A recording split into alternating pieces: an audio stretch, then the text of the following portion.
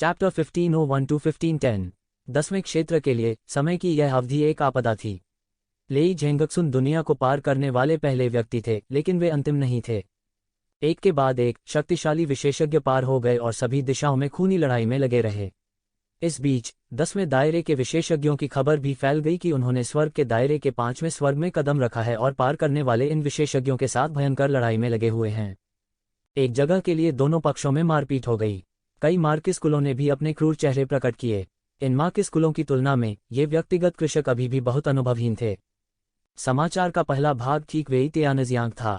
हालांकि इस अवधि के दौरान वेई तियानजियांग ने सफलतापूर्वक स्काई ह्यूमन दायरे की 5वीं परत में कदम रखा था, लेकिन उन्हें लेई झेंगक्सुन के हाथों करारी हार का सामना करना पड़ा था। वे इन विशेषज्ञों में से पहले व्यक्ति बन गए थे जो सीमा पार अभियान में विफल रहे थे। फिर किंग रहस्यवादी चंद्रमा संप्रदाय के एक अन्य शिष्य ली तियानलेन के साथ लड़े और दोनों पक्ष घायल हो गए। आकाशीय क्षेत्र के 5वें स्वर्ग की लड़ाई ने पूरे 10वें क्षेत्र को हिला दिया और इस प्रक्रिया में कई विशेषज्ञ जो पहले ही आकाशीय क्षेत्र के 4थे स्वर्ग में कदम रख चुके थे, वे क्रमिक रूप से उन विशेषज्ञों से हार गए जिन्होंने दायरे पार कर लिए थे, और कुछ की दुखद मृत्यु भी हो गई उनके हाथों में। इन आकाओं के लिए जो दायरे पार कर गए थे, इन लोगों के जीवन और मृत्यु से उन्हें कोई सरोकार नहीं था। इससे 10वें क्षेत्र में स्वामी के सामूहिक क्रोध का भी कारण बना। उन्होंने कई घात लगाने की योजना भी बनाई, लेकिन इसका परिणाम यह हुआ कि घात लगाने गए सभी स्वामी मारे गए। तथ्यों ने साबित कर दिया कि दायरे पार करने वाले स्वामी भी वे लोग नहीं थे जिनसे वे निपट सकते थे। फिर उन्होंने यिनफी चेन को पाया। हालांकि वे, जो हमेशा सफल रहे थे, को यिनफी चेन के सामने एक बड़ा नुकसान उठाना पड़ा। यह भी पहली बार था कि 10वें क्षेत्र ने अन्य क्षेत्रों के विजेताओं के खिलाफ जीत हासिल की थी। हालांकि 10वीं दुनिया में आने वाले क्रॉस बाउंड्री मास्टर्स ने जल्द ही पता लगाया कि कुल मिलाकर 1000 से अधिक नंबर प्लेटें थीं। उनमें से 800 से अधिक ये सिवेन के हाथों में थे। दूसरे शब्दों में, भले ही वे जमकर लड़े, ये सिवेन जब तक चाहे उन सभी को खत्म कर सकता था। हालांकि वह केवल एक स्थान पर ही रह सकता था। यदि उसने दूसरों को कुछ और नंबर प्लेटें वितरित की तो उनके प्रयास व्यर्थ होंगे और वे सभी व्यर्थ होंगे। यह भी मौलिक कारण था कि 13 iron blood eagle Riders number plates को इकट्ठा करना चाहते थे, चाहे कुछ भी हो। जब तक ज्यादातर नंबर प्लेट उनके हाथों में थी, तब तक वे आसमान नहीं पलट सकते थे, चाहे कुछ भी हो जाए। हालांकि उन्होंने उम्मीद नहीं की थी कि इससे अंत में ये जीवेन को फायदा होगा, जिससे उन्हें कोटे को नियंत्रित करने की क्षमता मिल जाएगी। इस बात को समझने के बाद वे पूरी तरह से हक्का बक्का रह गए। वे येक शिवेन के साथ प्रतिस्पर्धा करने में सक्षम नहीं होंगे जब तक कि वे येक शिवेन के शेष सैकड़ों को नहीं छीन लेते। दूसरे शब्दों में, उन्हें अपनी जान देने तक मेहनत करनी पड़ी, और अंत में उन्हें अभी भी येक शिवेन के मूड को देखना था। अगर येक शिवन नाखुश होते तो उन्हें घुमावदार बना सकते थे।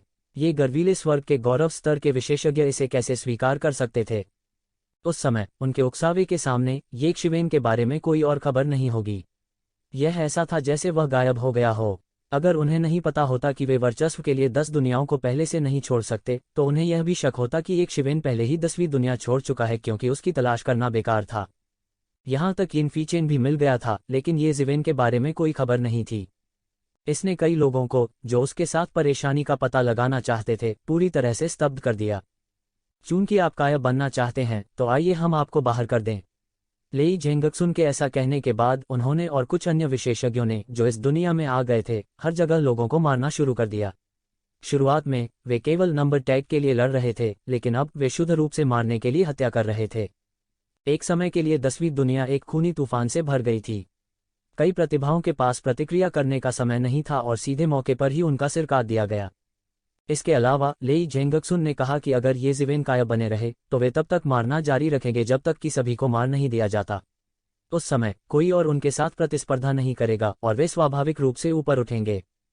हालांकि यह विचार स्पष्ट रूप से सिर्फ एक खतरा था, क्योंकि ये स्वर्ग के गौरव स्तर के विशेषज्ञ थे जो व्यक्तिगत काश्तकारों के बीच बड़े शॉट्स का प्रतिनिधित्व करते थे। यहां तक कि मार्किस वंश भी एक ही बार में इतने सारे व्यक्तिगत काश्तकारों को नाराज नहीं कर सकता था। यदि ऐसा हुआ तो ये मार्किस कबीले भी 1 इंच भी आगे नहीं बढ़ पाएंगे और अंततः सभी के गुस्से के कारण गिर जाएंगे। लेकिन फिर भी अनगिनत लोगों को आतंकित करने के लिए यह पहले से ही काफी था, क्योंकि यदि उनका वध बंद भी हो गया तो वे नहीं जानते थे कि यह कब रुकेगा, और वे नहीं जानते थे कि क्या वे उस दिन तक बने रहेंगे जब तक कि इन लोगों ने हत्या करना बंद नहीं कर दिया। इसलिए इस भयानक दबाव के तहत बहुत से लोग अनायास ही येक शिवेन की तलाश करने लगे। यहां तक कई लोग येक शिवेन के बारे में शिकायत करने लगे। अगर वह न होते तो उनका इस तरह वध न किया जाता। जहां तक अलग दुनिया से आए विशेषज्ञों के साथ परेशानी की तलाश करने की बात है, जाहिर तौर पर उनमें ऐसा करने की हिम्मत नहीं थी। ऐसी परिस्थितियों में जूये सीधे खड़े हुए और लेई झेंगक्सुन को चुनौती दी।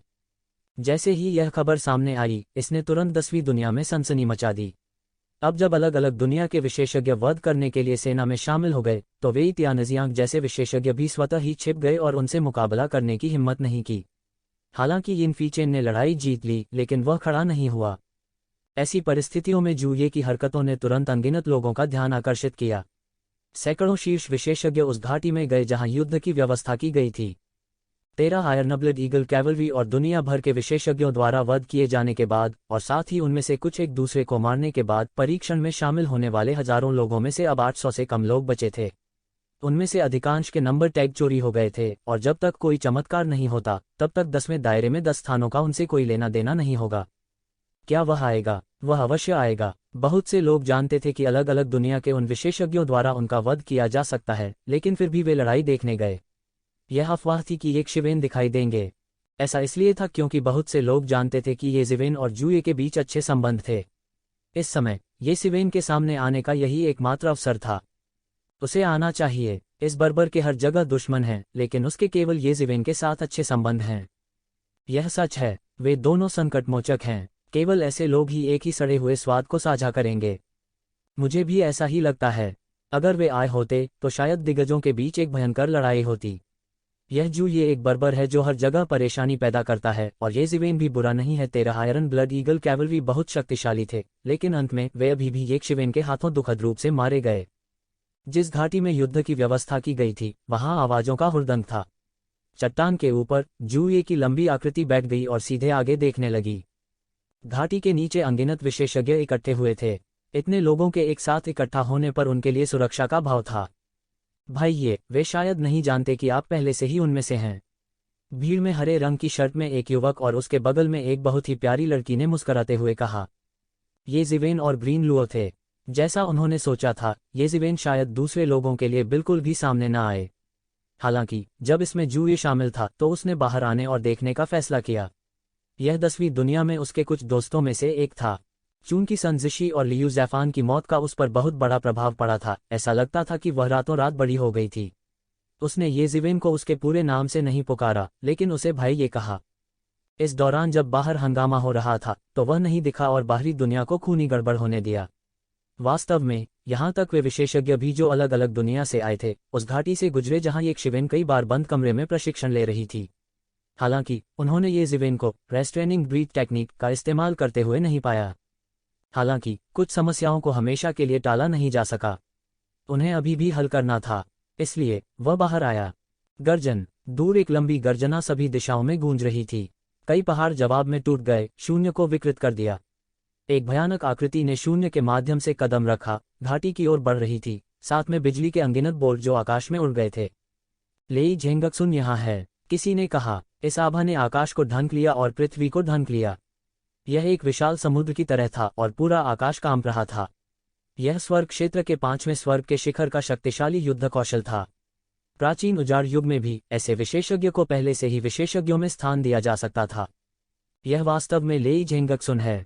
वह बहुत मजबूत है। कुछ कमजोर विशेषज्ञ जो दिव्य क्षेत्र के शिखर पर केवल आधा कदम थे, उन्होंने इस समय शक्तिशाली दबाव महसूस किया और वे कांपने से खुद को रोक नहीं सके।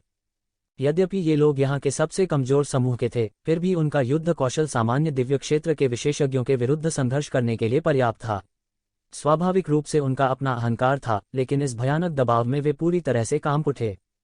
यहाँ तक अन्य लोग भी उससे आने वाले एक मजबूत दबाव को महसूस कर सकते थे। और इसी क्षण अचानक परिवर्तन आ गया। स्पिरिट क्यूई की एक शक्तिशाली लहर आकाश में चली गई, जिससे आकाश में एक शक्तिशाली संरचना बन गई। एक पल में लेई झेंगक्सुन उसमें फंस गई थी। एक विशाल आकृति प्रकट हुई, जो आकाश और पृथ्वी के बीच अतुलनीय रूप से शक्तिशाली थी। लेई झेंगक्सुन, जब से आपने 10वीं दुनिया में प्रवेश किया है, तब से आपने अनगिनत बुरे काम किए हैं। आज हम लोगों की खातिर आपसे छुटकारा पालेंगे। विशाल स्वर से एक भनभनाहट की आवाज आई, जैसे किसी दानव देवता की हो। बहुत से लोग भयभीत थे। उन्हें उम्मीद नहीं थी कि कोई यहाँ लेई झेंगक्सुन को रोकने की हिम्मत करेगा। इसके अलावा उन्होंने लेई झेंगक्सुन को एक ही बार में पकड़ने की इच्छा रखते हुए अग्रिम में एक मैट्रिक्स स्थापित करने के लिए इस अवसर का लाभ उठाया। सभी ने अपनी सांस रोक रखी थी और मैट्रिक्स में लेई जेंगक्सुन को देख रहे थे। उनके लिए लेई जेंगक्सुन भी उन कसाईयों में से एक थे जो बेरहमी से लोगों का वध करते थे। कई लोग तो उनसे हद तक नफरत भी करते थे। हालांकि घात की पिछली लहरों के विफल होने के बाद उन्हें उम्मीद नहीं थी कि कोई अब भी ऐसा करने का साहस करेगा। सभी बहुत घबराए हुए थे, लेकिन उन्हें उम्मीद भी थी कि वे सफल हो सकते हैं। बस मुर्गियों और कुत्तों का एक समूह, तुम्हारी मेरे सामने चिल्लाने की हिम्मत कैसे हुई? यह सिर्फ मुर्गियों और कुत्तों का एक झुंड है। तुम्हारी हिम्मत कैसे हुई मेरे सामने चिल्लाने की? लेई जेंगशुन का नीला लबादा फड़फड़ाया। एक जुगनू चमकदार चांद के साथ प्रतिस्पर्धा करना चाहता है। लेई जेंगक्सुन नहीं हिली। वज्र देवता की तरह गरज और बिजली उसके चारों ओर नाचने लगी। ज्यादा गर्व मत करो। विशाल आकृति उग्र रूप से दहाड़ती है और मुक्का मारती है। असीम ऊर्जा उफनती हुई नदी की तरह निकली और बह गई। यह एक प्रलय के दिन की आपदा की तरह था। वह बह गया और आकाश ढह गया। यह बहुत शक्तिशाली था। सिर्फ तुम लोगों के साथ। लेई जेंगक्सुन ने उपहास किया। उसने एक बड़ा हाथ फैलाया और अनगिनत गड़गड़ाहट और बिजली की शक्ति बह गई, अंततः शून्य में बिखर गई। बूम! अनगिनत गड़गड़ाहट और बिजली की शक्ति ने तुरंत ऊर्जा की लंबी नदी को उड़ा दिया, जिससे विशाल आकृति फूट गई और वह सीधे मौके पर ही गिर गई। 3-0। स्विश! लेई जेंगक्सुन ने एक चाल चली। उसकी आकृति अचानक बिजली के झटके की तरह हिल गई और तुरंत विशाल आकृति के सामने आ गई। उसने एक बड़ा हाथ बढ़ाया और विशाल आकृति को पकड़ लिया। फाड़ना! जोर से फटने की आवाज सुनाई दी। मौके पर ही मूर्ति से एक आकृति निकाली गई। यह दिव्य क्षेत्र के चौथे स्तर के शिखर का विशेषज्ञ था। दुष्ट काश्तकारों के बीच यह हावी होने के लिए पर्याप्त था। लेकिन इस समय लेई जेंगक्सुन के हाथों में वह एक छोटे चूजे की तरह था जिसे लापरवाही से खींच लिया गया था। वह मौके पर ही गंभीर रूप से घायल हो गया। उसके शरीर की हड्डियां टूट गईं, शक्तिशाली शक्ति से चकनाचूर हो गया और उसका मांस और खून उड़ गया। पफ! उसने सीधे एक कौर खून उगल दिया। जैसे ही आकृति को बाहर निकाला गया, विशाल आकृति तुरंत एक जोरदार धमाके के साथ ढह गई। गठन के भरोसे ही यह विशाल आकृति बनी है। इसमें आकाशीय क्षेत्र के 5वें स्वर्ग की भयानक शक्ति थी।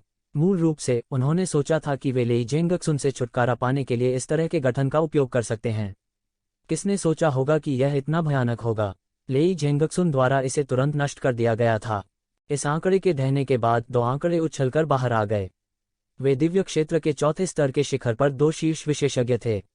जैसे ही ये 2 लोग बाहर कूदे, वे तुरंत लेई जेंगशुन की ओर दौड़ पड़े। 2 अद्भुत तलवार की रोशनी तारों की 2 नदियों की तरह शून्य में लटकी हुई थी, जो लेई जेंगक्सुन की ओर गिर रही थी। 2 विशाल तलवार की रोशनी ने शून्य में एक विशाल भंवर बना दिया। मेरे लिए तोड़ो! लेई जेंगशुन ने अपना हाथ बढ़ाया और मुक्का मारा। उनका मुक्का आंधी के साथ मिला हुआ था, जो तुरंत फट गया। तलवार की रोशनी की 2 किरणें तुरंत नष्ट हो गईं और 2 आदमी तुरंत वज्र की शक्ति से टकरा गए। उनके शरीर तुरंत टुकड़ों में विभाजित हो गए और विस्फोट हो गया और हर जगह खून बिखर गया। आप केवल इन लोगों के साथ मुझ पर घात लगाना चाहते हैं? क्या मूर्ख है? लेई जेंगक्सुन ने उपहास के साथ कहा। जोर की चीख के साथ उसके चारों ओर का बड़ा गठन एक जोरदार धमाके के साथ ढह गया। आसमान गिर रहा था और धरती फट रही थी, और ये 2 लोग लेई जेंगशुन के बिल्कुल भी मेल नहीं खाते थे। हर कोई हैरान रह गया। लेई जेंगशुन ढीले काश्तकारों के बीच स्काई ह्यूमन दायरे की चौथी परत में शायद ही कभी देखा जाने वाला विशेषज्ञ था, फिर भी वह इतनी आसानी से मारा गया। यह बस डरावना था। लेई जेंगशुन की भयानक ताकत के कारण हर कोई डर से कांपने लगा। सभी ने केवल पिछली घात के बारे में सुना था और इसे अपनी आंखों से नहीं देखा था, लेकिन इस बार उन्होंने इसे अपनी आंखों से देखा था। बिना किसी हिचकिचाहट के 3 शीर्ष प्रतिभाओं को आसानी से मार डाला गया। उनकी असफलता का कारण इस समय देखा जा सकता है। गठन को तोड़ने के बाद लेई जेंगक्सुन ने उनकी ओर देखा तक नहीं। वह सीधे जूये के सामने पहुंचा। बर्बर, तुम बहुत साहसी हो। तुम वास्तव में मुझे चुनौती देने का साहस करते हो। फिर आज्ञाकारी रूप से आओ और अपनी मृत्यु को स्वीकार करो। लेई जेंगशुन की आवाज बिजली की गड़गड़ाहट की तरह थी, जो पागलों की तरह बाहर घूम रही थी। पूरा आसमान पागलपन से हिल रहा था, बेहोश हो रहा था। लेई जेंगक्सुन ने गड़गड़ाहट वाले ड्रैगन पर कदम रखते हुए आकाश में उड़ान भरी। वह वज्र के देवता के समान अत्यंत भयानक था। अपनी ताकत से वह आसानी से आसमान को उड़ा सकता था। पहाड़ की दीवार पर खड़ी जूये ने 1 इंच भी नहीं दिया। उसने लेई जेंगक्सुन को ठंडेपन से देखा और उसके शरीर से एक शक्तिशाली आभा भी फूट पड़ी। इसने शून्य को चकनाचूर कर दिया और एक जंगली आभा बह निकली। उन दोनों ने आखिरकार लड़ाई की। अनगिनत लोग इस दिन का इंतजार कर रहे थे। एक दुष्ट कृषकों के बीच विशेषज्ञों का प्रतिनिधित्व करता था और दूसरा हो कबीले का सर्वोच्च प्रतिभा था। दोनों के बीच की लड़ाई को खास मायने दिया गया। मैंने सुना है कि तुम हर जगह ये शिवेन के लिए परेशानी खड़ी कर रही हो। जू ये ने मुस्कुराहट के साथ कहा, लेकिन आपके तरीके थोड़े बहुत नीच हैं। उसके हाथों में अधिकांश नंबर टैग हैं और वह भी एक कछुआ है जो अपने खोल में छिपा हुआ है। हम बिना किसी विशेष तरीके के उसे कैसे बाहर निकाल सकते हैं? लेई झेंगक्सुन ने कहा, यदि वह वास्तव में एक आदमी की तरह दिखता है तो उसे आज्ञाकारी रूप से बाहर आना चाहिए और हमारी चुनौती स्वीकार करनी चाहिए। ऐसा मत सोचो कि तुम पहले से ही दुनिया में अजेय हो। अंत में तुम सिर्फ हारने वालों का एक समूह हो, हारने वालों का एक समूह जो दूसरी दुनिया में प्रतिस्पर्धा कर रहा हो। जू ये ने बिना किसी शिष्टता के कहा, आप मेरी मनस्थिति को तोड़ने के लिए इस पर भरोसा करना चाहते हैं। लेई झेंगक्सुन ने उपहास किया और कहा, शायद कोई है जो मुझे हरा सकता है, लेकिन वह व्यक्ति निश्चित रूप से तुम नहीं हो। तुम्हारे जैसे कचरे के साथ मुझे हराने का कोई तरीका नहीं है। तू जिवेन ने दूर से देखा। आकाश में दो लोगों की आभा अत्यंत भयानक थी। वे आकाशीय क्षेत्र के 5वें स्तर के वास्तविक विशेषज्ञ थे। हालांकि अभी अभी 3 लोगों का गठन बहुत ही चतुर था और उनमें से 3 वास्तव में दिव्य क्षेत्र के 5वें स्तर की ताकत को जोड़ सकते थे, लेकिन अंत में वे दिव्य क्षेत्र के सच्चे 5वें स्तर नहीं थे। उनके और उन दोनों के बीच एक दुनिया का अंतर था। पहले की तुलना में जूये का आभामंडल काफी मजबूत हो गया था। इस अवधि के दौरान यह स्पष्ट था कि उनका भी आकस्मिक सामना हुआ था, अन्यथा वह एक झटके में दिव्यलोक के 5वें स्तर में प्रवेश करने में सक्षम नहीं होता। आकाशीय क्षेत्र में हर कदम स्वर्ग पर चढ़ने जैसा था। हालांकि ये प्रतिभाएं बहुत तेजी से आगे बढ़ रही थीं, लेकिन इसका मतलब यह नहीं था कि यह मुश्किल नहीं था। मेरा यह पहला कदम उठाओ। लेई झेंगक्सुन ने अपना हाथ हिलाया और अचानक उसके ऊपर आकाश में अनगिनत बिजली संघनित हो गई, जिससे एक विशाल गड़गड़ाहट वाला ड्रैगन बन गया जो जूये की ओर झपटा। विशाल गड़गड़ाहट वाला अजगर तुरंत उड़ गया और जहां भी वह गुजरा शून्य बिखर गया। केवल इस गिरावट की डिग्री, लेकिन तुम मुझे हरा नहीं सकते। जूये ने उपहास किया और उसके हाथ में गदा अचानक हिल गई। एक तेज आवाज हवा में फैल गई और स्वर्ग और पृथ्वी के बीच का स्थान कांप उठा। गदा ने सीधे वज्र अजगर को टुकड़े टुकड़े कर दिया। यदि यह सब तुम्हारे पास है तो भाड़ में जाओ। जूये के हाथ में गदा एक ऐसी शक्ति लिए हुए थी जिसने लोगों को निराश कर दिया था और यह क्षैतिज रूप से नीचे की ओर दौड़ी। शक्ति नदियों और समुद्रों को उलट सकती थी और यह अत्यंत भयानक था। इस समय लेई झेंगक्सुन की अभिव्यक्ति अंत में थोड़ी बदल गई। उसका पूरा शरीर मौके पर ही फट गया। भयानक शक्ति ने उसके शरीर पर प्रहार किया और उसके लिए विरोध करना कठिन हो गया। रुकने से पहले उनकी आकृति 1000 मीटर से अधिक दूरी तक आकाश में घूमती रही। इस समय उनका जूये को देखने का तरीका थोड़ा बदल गया। इस बर्बर के पास और कोई योग्यता नहीं थी, केवल यह भयानक शक्ति ही उसके लिए आकाशीय क्षेत्र के 5वें स्वर्ग के बीच एक स्थान पाने के लिए पर्याप्त थी। हालांकि लेई झेंगक्सुन को केवल एक पल के लिए झटका लगा। फिर उसने अपने हाथों को लहराया और आकाश में अनगिनत थंडर ड्रैगन दिखाई दिए। बादलों की एक परत आकाश में अस्पष्ट रूप से बनती है जो शून्य को ढकती है। ये गरजने वाले ड्रैगन बादलों में दिखाई दिए। यह एक विहंगम दृश्य था। लोग एक भयानक दबाव को नीचे गिरते हुए महसूस कर सकते थे। हालांकि इसकी तुलना स्वर्गीय क्लेश की स्वर्गीय शक्ति से नहीं की जा सकती थी, लेकिन किसी व्यक्ति के लिए इस तरह के भयानक दबाव का उत्सर्जन करना पहले से ही बहुत आश्चर्यजनक था। यद्यपि इसकी तुलना स्वर्गीय क्लेश की स्वर्गीय शक्ति से नहीं की जा सकती थी, फिर भी किसी व्यक्ति के लिए इतना भयानक दबाव डालना पहले से ही बहुत आश्चर्यजनक था। हुआला हुआला हुआला। अनगिनत गड़गड़ाहट वाले ड्रैगन किसी चीज से आकर्षित लग रहे थे और वे भयंकर रूप से आकाश से गिरे, तुरंत शून्य को सील कर दिया और सीधे जूये के शरीर पर बमबारी की। गड़गड़ाहट। पल भर में पूरी घाटी चकनाचूर हो गई। घाटी में कई लोग तुरंत गंभीर रूप से घायल हो गए और घाटी से बाहर भाग गए। वे पूरी तरह से फंस गए थे, लेकिन इस समय यह कहना बेकार था। 1000 मीटर के दायरे में पूरी घाटी तुरंत धराशायी हो गई। इस तरह का हमला बहुत भयानक है। वह गंभीर रूप से घायल हो जाएगा चाहे कुछ भी हो। बहुत से लोग इस तरह के शक्तिशाली हमले को देखकर ठंडे पसीने से तरबतर हुए बिना नहीं रह सके। मेरी गदा खाओ। जोर से चिल्लाने पर एक आकृति निकली। एक विशाल गदा आसमान में उड़ गई और लेई झेंगक्सुन की ओर जमकर टूट पड़ी। टकराना। लेई झेंगक्सुन बिल्कुल भी तैयार नहीं था और वह मौके पर ही उड़ गया। हे। गड़गड़ाहट और बिजली गायब हो गई। जूये की आकृति प्रकट हो गई। उसके शरीर से अत्यधिक खून बह रहा था और उसका मांस वज्रपात से फटा हुआ था। उसके शरीर के कुछ हिस्सों में उसकी हड्डियां भी दिखाई दे रही थीं। वह लगातार हाँफ रहा था। वज्रपात से वह भी गंभीर रूप से घायल हो गया। दूसरी तरफ लेई झेंगक्सुन ने शून्य में अपने दिमाग को बमुश्किल स्थिर किया।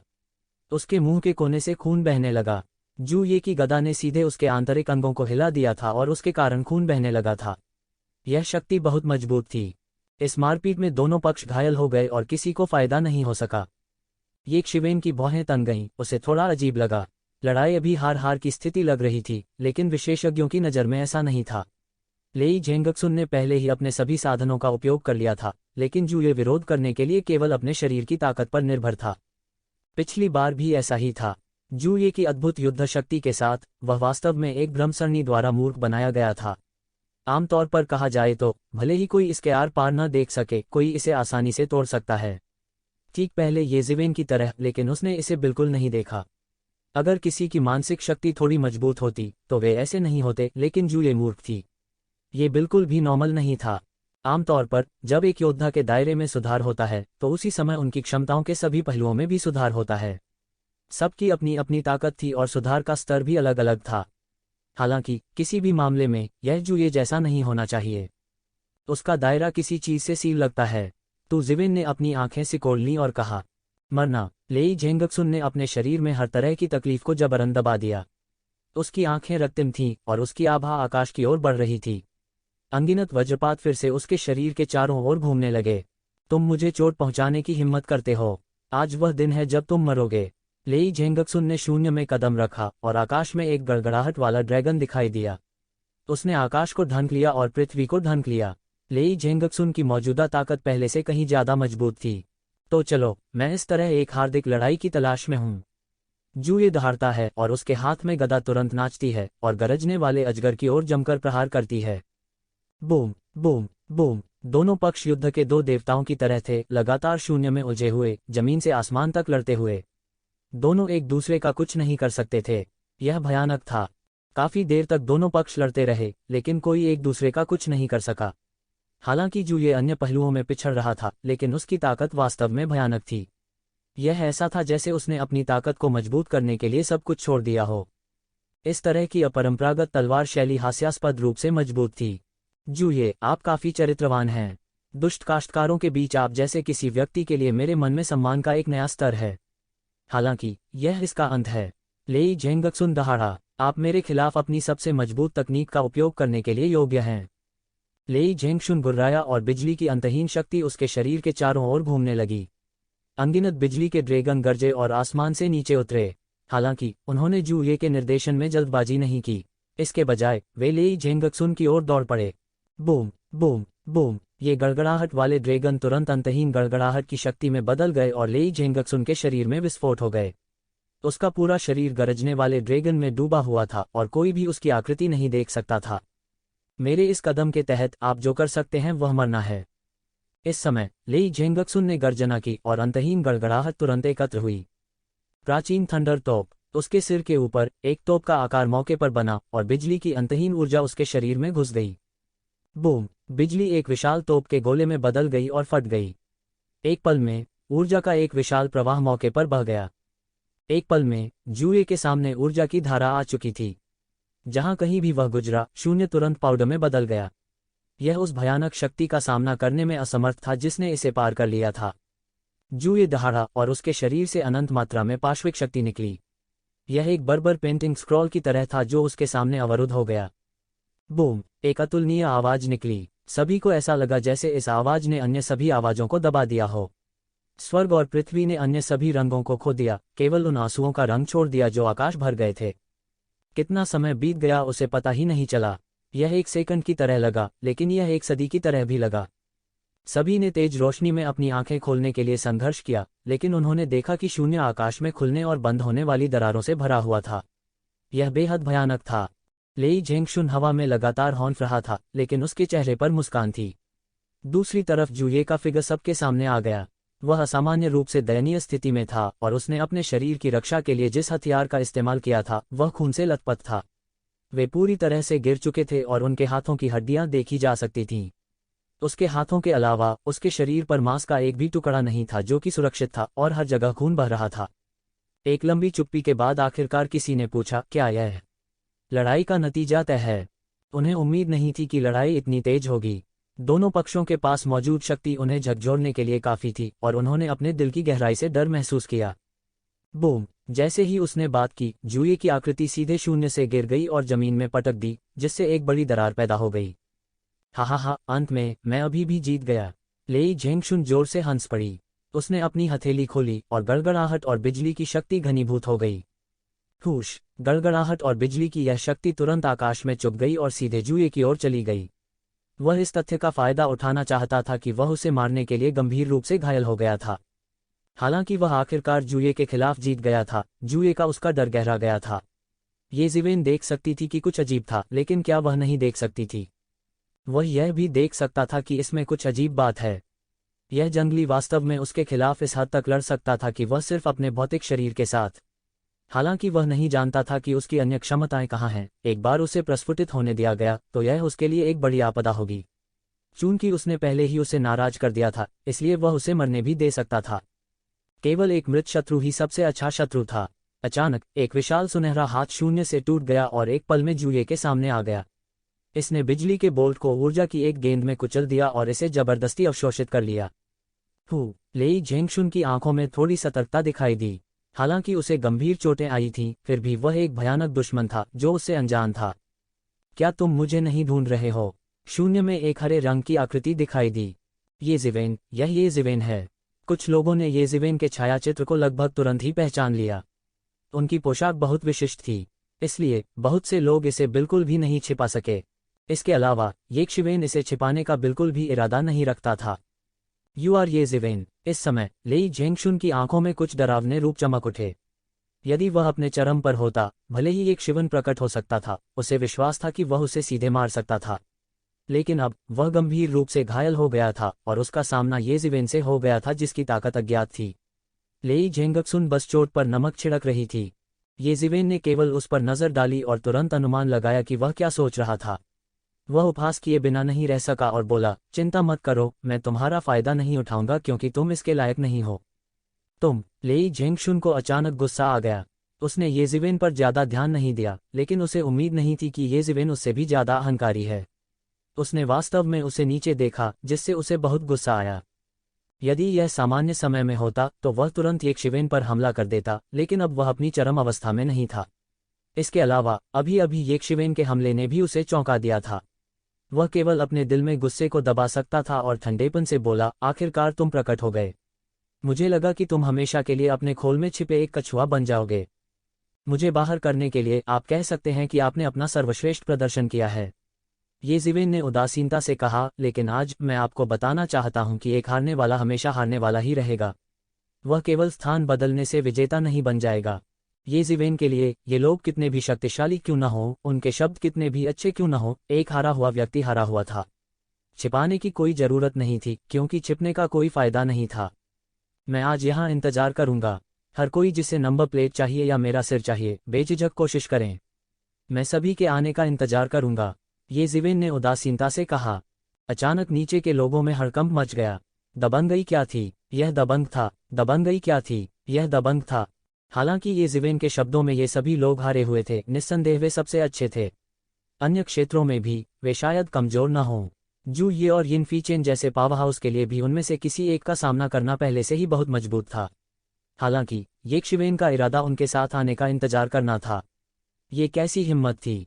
कितना बोल्ड! कोई आश्चर्य नहीं कि उसने वास्तव में 13 आयरन ब्लड ईगल राइडर्स पर हमला करने का साहस किया और उनकी जगह लेने में सफल रहा। कई लोगों का खून खौल रहा था।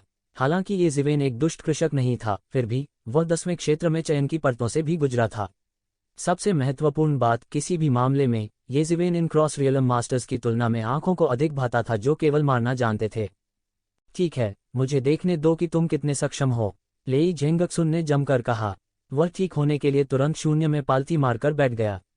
हालांकि वो अभी भी ये ज़िवेन के खिलाफ थोड़ा सतर्क था। भीड़ की चौकस निगाहों के नीचे उसका मानना कि ये ज़िवेन लापरवाही से काम नहीं करेगी। ये लोग अंधाधुंध हत्या कर सकते थे, लेकिन लापरवाही से नहीं बोलते थे। जैसा कि कहा जाता है, भोजन अंधाधुंध खाया जा सकता है, लेकिन शब्द अंधाधुंध नहीं बोले जा सकते। इन स्वर्ग के गौरव विशेषज्ञों का अपना गौरव था। उसका मानना कि ये ज़िवेन वही थी। ये ज़िवेन ने उस पर बिल्कुल ध्यान नहीं दिया। वह सीधे जमीन पर उतरा और जूये के शरीर पर एक हाथ दबाया। फीनिक्स रिजनरेशन तकनीक तुरंत उसके शरीर में दौड़ गई और एक फीनिक्स रोना आया। जूये के शरीर पर लगी गंभीर चोटें नग्न आंखों से दिखाई देने वाली गति से ठीक हो गईं। केवल 1 घंटे के 1/4 में जूये की भयानक चोटें, जो मूल रूप से घातक थीं, लगभग ठीक हो गई थीं। इस समय लेई झेंगक्सुन, जिसकी चोटें जूये की तुलना में बहुत हल्की थीं, ठीक हो गई थीं। हीलिंग तकनीक के मामले में दोनों पक्षों के बीच का अंतर पहले से ही स्पष्ट था। भैया, इस बार आप सभी का धन्यवाद है, नहीं तो मेरा यह शरीर शायद यहाँ खो गया होता, जूये ने मुस्कराते हुए कहा। उसका चेहरा थोड़ा पीला पड़ गया था। हालांकि उनकी चोटें ठीक हो गई थीं, लेकिन थोड़े समय में उन्होंने जो सार खाया था उसे फिर से भरने का कोई तरीका नहीं था। उनकी युद्धक शक्ति थोड़े समय में चरम पर नहीं लौट सकी। अंत में इस लड़ाई में आपकी भागीदारी अभी भी मुझसे संबंधित है। मैं कैसे बस खड़े होकर देख सकता हूँ, ये ज़िवेन ने कहा। हे, शब्द मेरा आभार व्यक्त नहीं कर सकते। जूये मुस्कुराए। वह बहुत स्पष्ट थे कि उनके लिए कौन अच्छा है। क्या बात है, जो आकाश में छिपे हुए हैं, क्या तुम अब भी अपने आप को नहीं दिखा रहे हो? ये शिवेन जोर से चिल्लाए। क्या कोई और है? उद्धरण चिन्ह। हर कोई हैरान था कि अभी भी लोग आसमान में छिपे हुए हैं। कुछ लोग कांपने लगे, लेकिन उन्होंने बिल्कुल भी ध्यान नहीं दिया। इस समय शून्य में कई अत्याचारी आकृतियां दिखाई दीं। शक्तिशाली आभा ने आकाश में बादलों को हिलाया और गड़गड़ाहट और बिजली लगातार लुढ़कती रही। एक नज़र में उनमें से दर्जनों थे और वे सभी स्वर्ग क्षेत्र के चौथे स्तर या उससे ऊपर के शिखर पर विशेषज्ञ थे। सभी ढीले काश्तकार समझ गए कि ये विशेषज्ञ जो दायरे पार कर चुके थे आ गए थे। ढीले कृषकों में जूये और कुछ अन्य राक्षसी प्रतिभाओं के अलावा आकाश मानव क्षेत्र के चौथे स्तर पर बहुत कम विशेषज्ञ थे। इसके अलावा उनमें से अधिकांश पिछली लड़ाइयों में मारे गए थे। स्वर्ग क्षेत्र के चौथे स्तर के रूप में उनकी ताकत सबसे मजबूत नहीं थी, लेकिन वे अलग अलग काश्तकारों के बीच बहुत चकाचौंध थे और वे इन सीमा पार विशेषज्ञों के पहले लक्ष्य थे। जिस बात ने सभी को और भी भयभीत कर दिया था वह यह थी कि स्वर्ग क्षेत्र के चौथे स्तर पर इन दर्जनों विशेषज्ञों के अलावा 4 प्रमुख लोग पहले ही स्वर्ग क्षेत्र के 5वें स्तर पर कदम रख चुके थे और एक भयानक आभा बह निकली जिसने स्वर्ग को घेर लिया। पूरी घाटी, हर कोई घबरा गया और एक के बाद एक आसमान की ओर देखने लगा।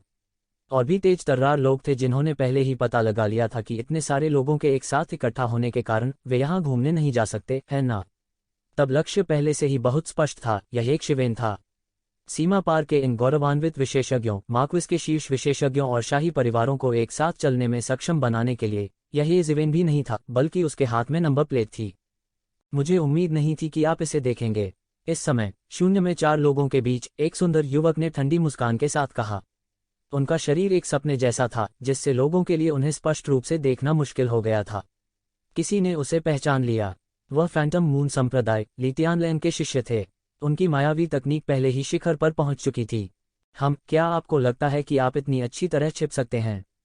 ये ज़िवेन ने उपहास के साथ कहा। तुम्हें लीतियानलैंग होना चाहिए, इसलिए लीतियान यून मेरा भाई है, लीतियानलैंग ने हल्के से कहा। लीतियान यून मेरे हाथों नहीं मरा, वह 13 आयरन ब्लड ईगल राइडर्स के हाथों मरा। इसके बारे में सोचो, मैंने उसका बदला लिया है, ये ज़िवेन ने मुस्कराते हुए कहा। आप चाहते हैं कि मैं आपको जाने दूं? वह सिर्फ एक बेकार छोटा भाई है। अगर वह मर जाता है तो ऐसा ही हो, लेकिन अगर आपने अपनी नंबर प्लेट नहीं दी तो आज आपकी मौत हो जाएगी, ली तियानलैंग ने ठंडेपन से कहा। वह ये ज़िवेन के शब्दों से बिल्कुल भी प्रभावित नहीं हुआ। उसकी आवाज़ अतुलनीय रूप से ठंडी थी। यह नंबर प्लेट इंपीरियल कोर्ट में प्रवेश करने के लिए पास थी। इंपीरियल कोर्ट में प्रवेश करने के बाद एक शीर्ष स्वर्ग के गौरव विशेषज्ञ के रूप में पोषित किया जाएगा। बाहर आने के बाद एक ऐसा टाइकून बन जाएगा जो एक क्षेत्र को हिला सकता है। इसकी तुलना में छोटे भाई की मृत्यु कुछ भी नहीं थी। कचरा छोटे भाई, हे तुम वास्तव में निर्दयी हो, लेकिन वास्तव में मेरी राय में तुम अपने तथाकथित कचरा छोटे भाई से बहुत बेहतर नहीं हो। ये ज़िवेन ने अपनी जीभ पर क्लिक किया और कहा, ये ज़िवेन, बकवास मत करो, अपनी नंबर प्लेट थमा दो। आपका ये कबीला भी 28 मार्क्विस कुलों में से एक है। आप उनके साथ क्यों जुड़ना चाहते हैं? मैंने सुना है कि 13 आयरन ब्लड ईगल राइडर्स भी आपके द्वारा मारे गए थे। बस इसी के आधार पर आप हमारे साथ कंधे से कंधा मिलाकर खड़े होने की योग्यता रखते हैं। जब समय आएगा तो आप शीर्ष 10 में जगह बनाने से नहीं चूकेंगे, तो परेशान क्यों हो? इस समय एक शानदार लबादे में एक 30 वर्षीय व्यक्ति खड़ा हुआ और उसने ये ज़िवेन को देखा और कहा। उसके शरीर के चारों ओर ऐसा प्रतीत होता था कि किसी भी समय एक चमकीला चांद उगता और गिरता है, जो एक अकल्पनीय शक्ति प्रदान करता है। आप कौन हैं? ये ज़िवेन ने अपनी आंखें सिकोड़ लीं और पूछा। Bright moon cult, bright sky Cliff, शानदार लबादे में युवक ने गर्व से कहा। सभी ने अपनी सांस रोक ली। यह मार्किस कबीले का एक और भयानक विशेषज्ञ था। ब्राइट मून कल्ट 28 मार्क्विस कुलों में से एक था। यह अनगिनत विशेषज्ञों वाला एक शक्तिशाली और समृद्ध संप्रदाय भी था। आप कैसे हैं? ये ज़िवेन ने एक और युवक की ओर देखा जो लगभग 27 या 28 साल का था। उसने देखा कि यह युवक पीठ पर तलवार लिए खड़ा है। उसकी तलवार की आभा आकाश में उड़ गई। धीरे धीरे उसके चारों ओर तलवारबाजी का साम्राज्य बन गया। काली कछुआ तलवार गुट कियूफेबाए। अपनी पीठ पर तलवार लिए हुए युवक ने न तो दास्ता की और न ही दबंग तरीके से कहा। काला कछुआ तलवार गुट मानव जाति का एक प्रसिद्ध तलवार कृषक था। हालांकि उनकी व्यापक ताकत मार्क्विस कुलों में सबसे मजबूत नहीं थी, लेकिन उनकी उत्कृष्ट विनाशकारी शक्ति के साथ मार्क्विस कुलों का सामना करते हुए बहुत से लोग उनसे निपटना नहीं चाहते थे। इस समय येशिवेन की नज़र आखिरी लंबे और मजबूत आदमी पर पड़ी। यह एक बॉडी कल्टीवेटर था। येशिवेन ने लगभग तुरंत निर्धारित किया कि उसके शरीर की जीवन शक्ति वास्तव में जोरदार और भयानक थी।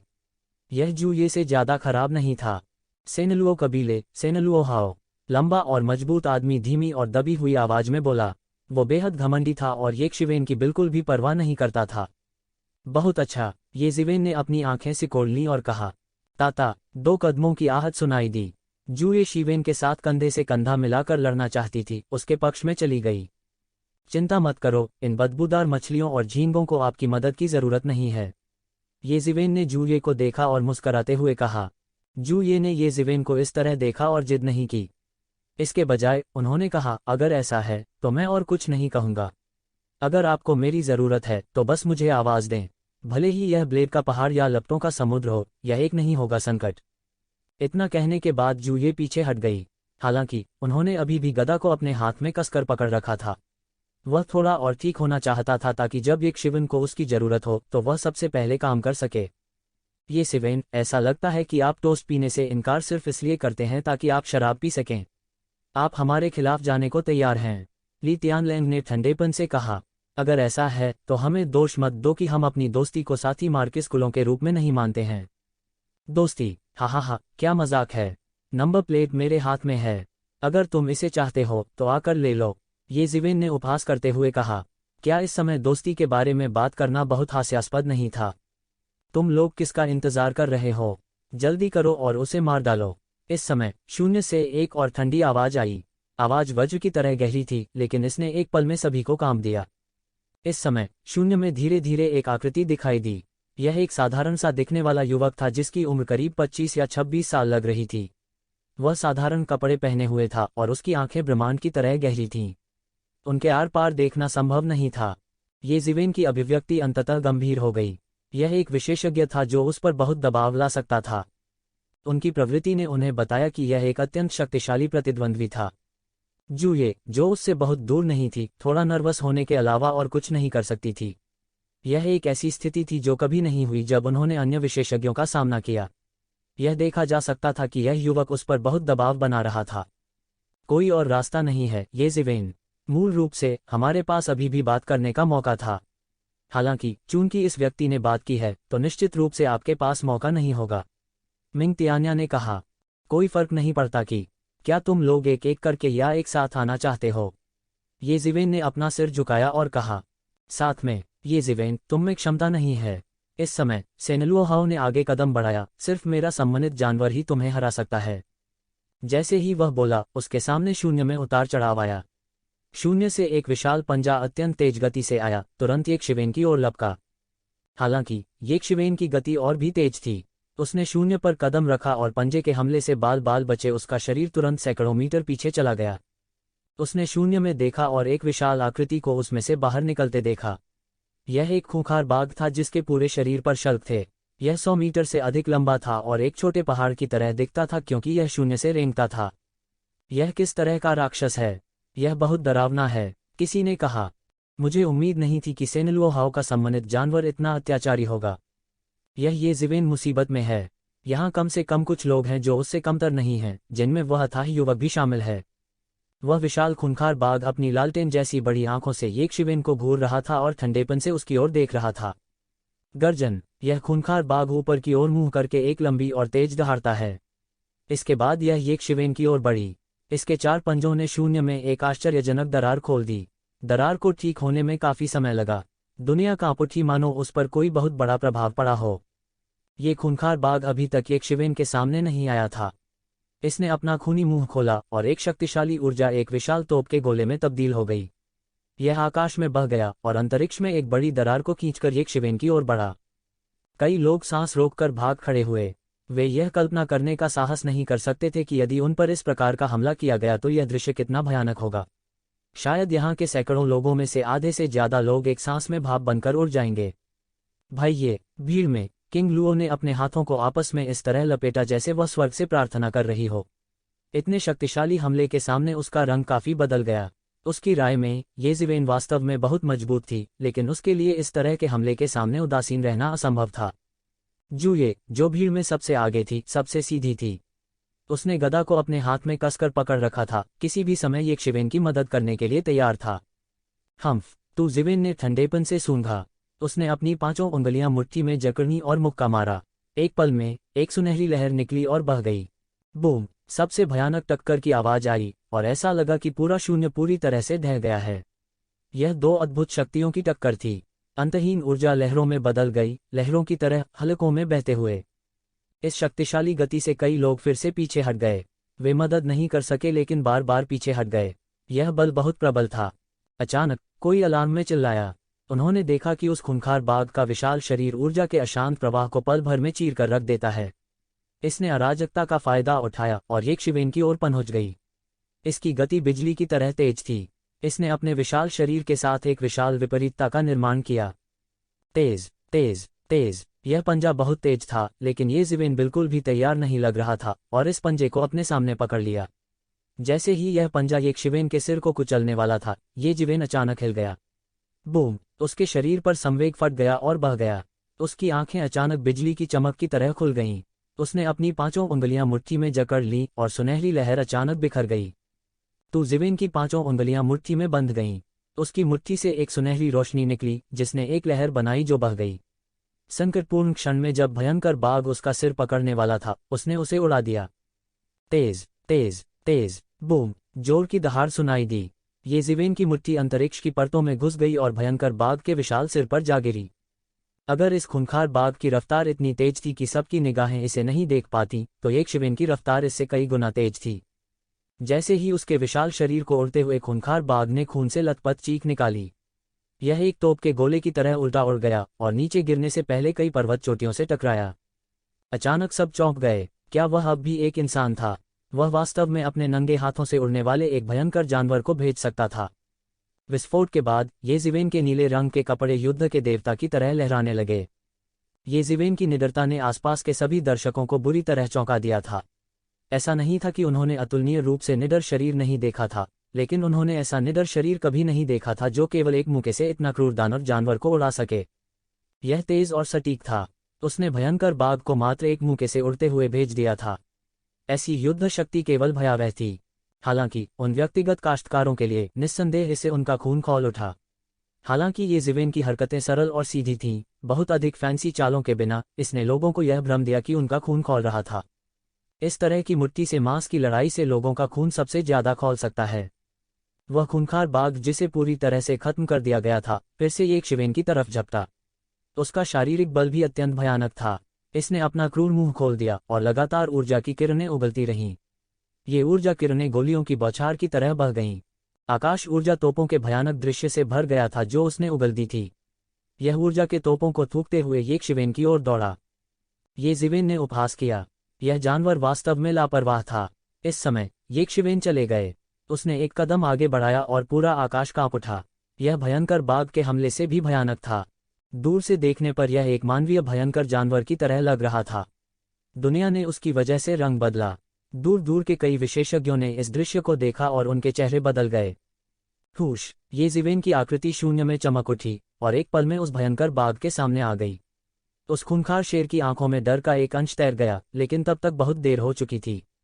Shattering star fist! ये ज़िवेन ने अपनी 5 अंगुलियों को मुट्ठी में जकड़ लिया और एक सुनहरी लहर फैल गई जिससे एक विशाल तारा बन गया और इस भयंकर बाघ के शरीर में भयंकर रूप से धंस गया। टकराना! खूंखार बाघ मौके पर ही नष्ट हो गया और उसके शरीर में एक बड़ा छेद हो गया। मांस और खून हर जगह उड़ गया और दृश्य बेहद भयानक था। लेकिन इस समय ये ज़िवेन ने एक बार फिर उसका पीछा किया और फिर से मुक्का मारा।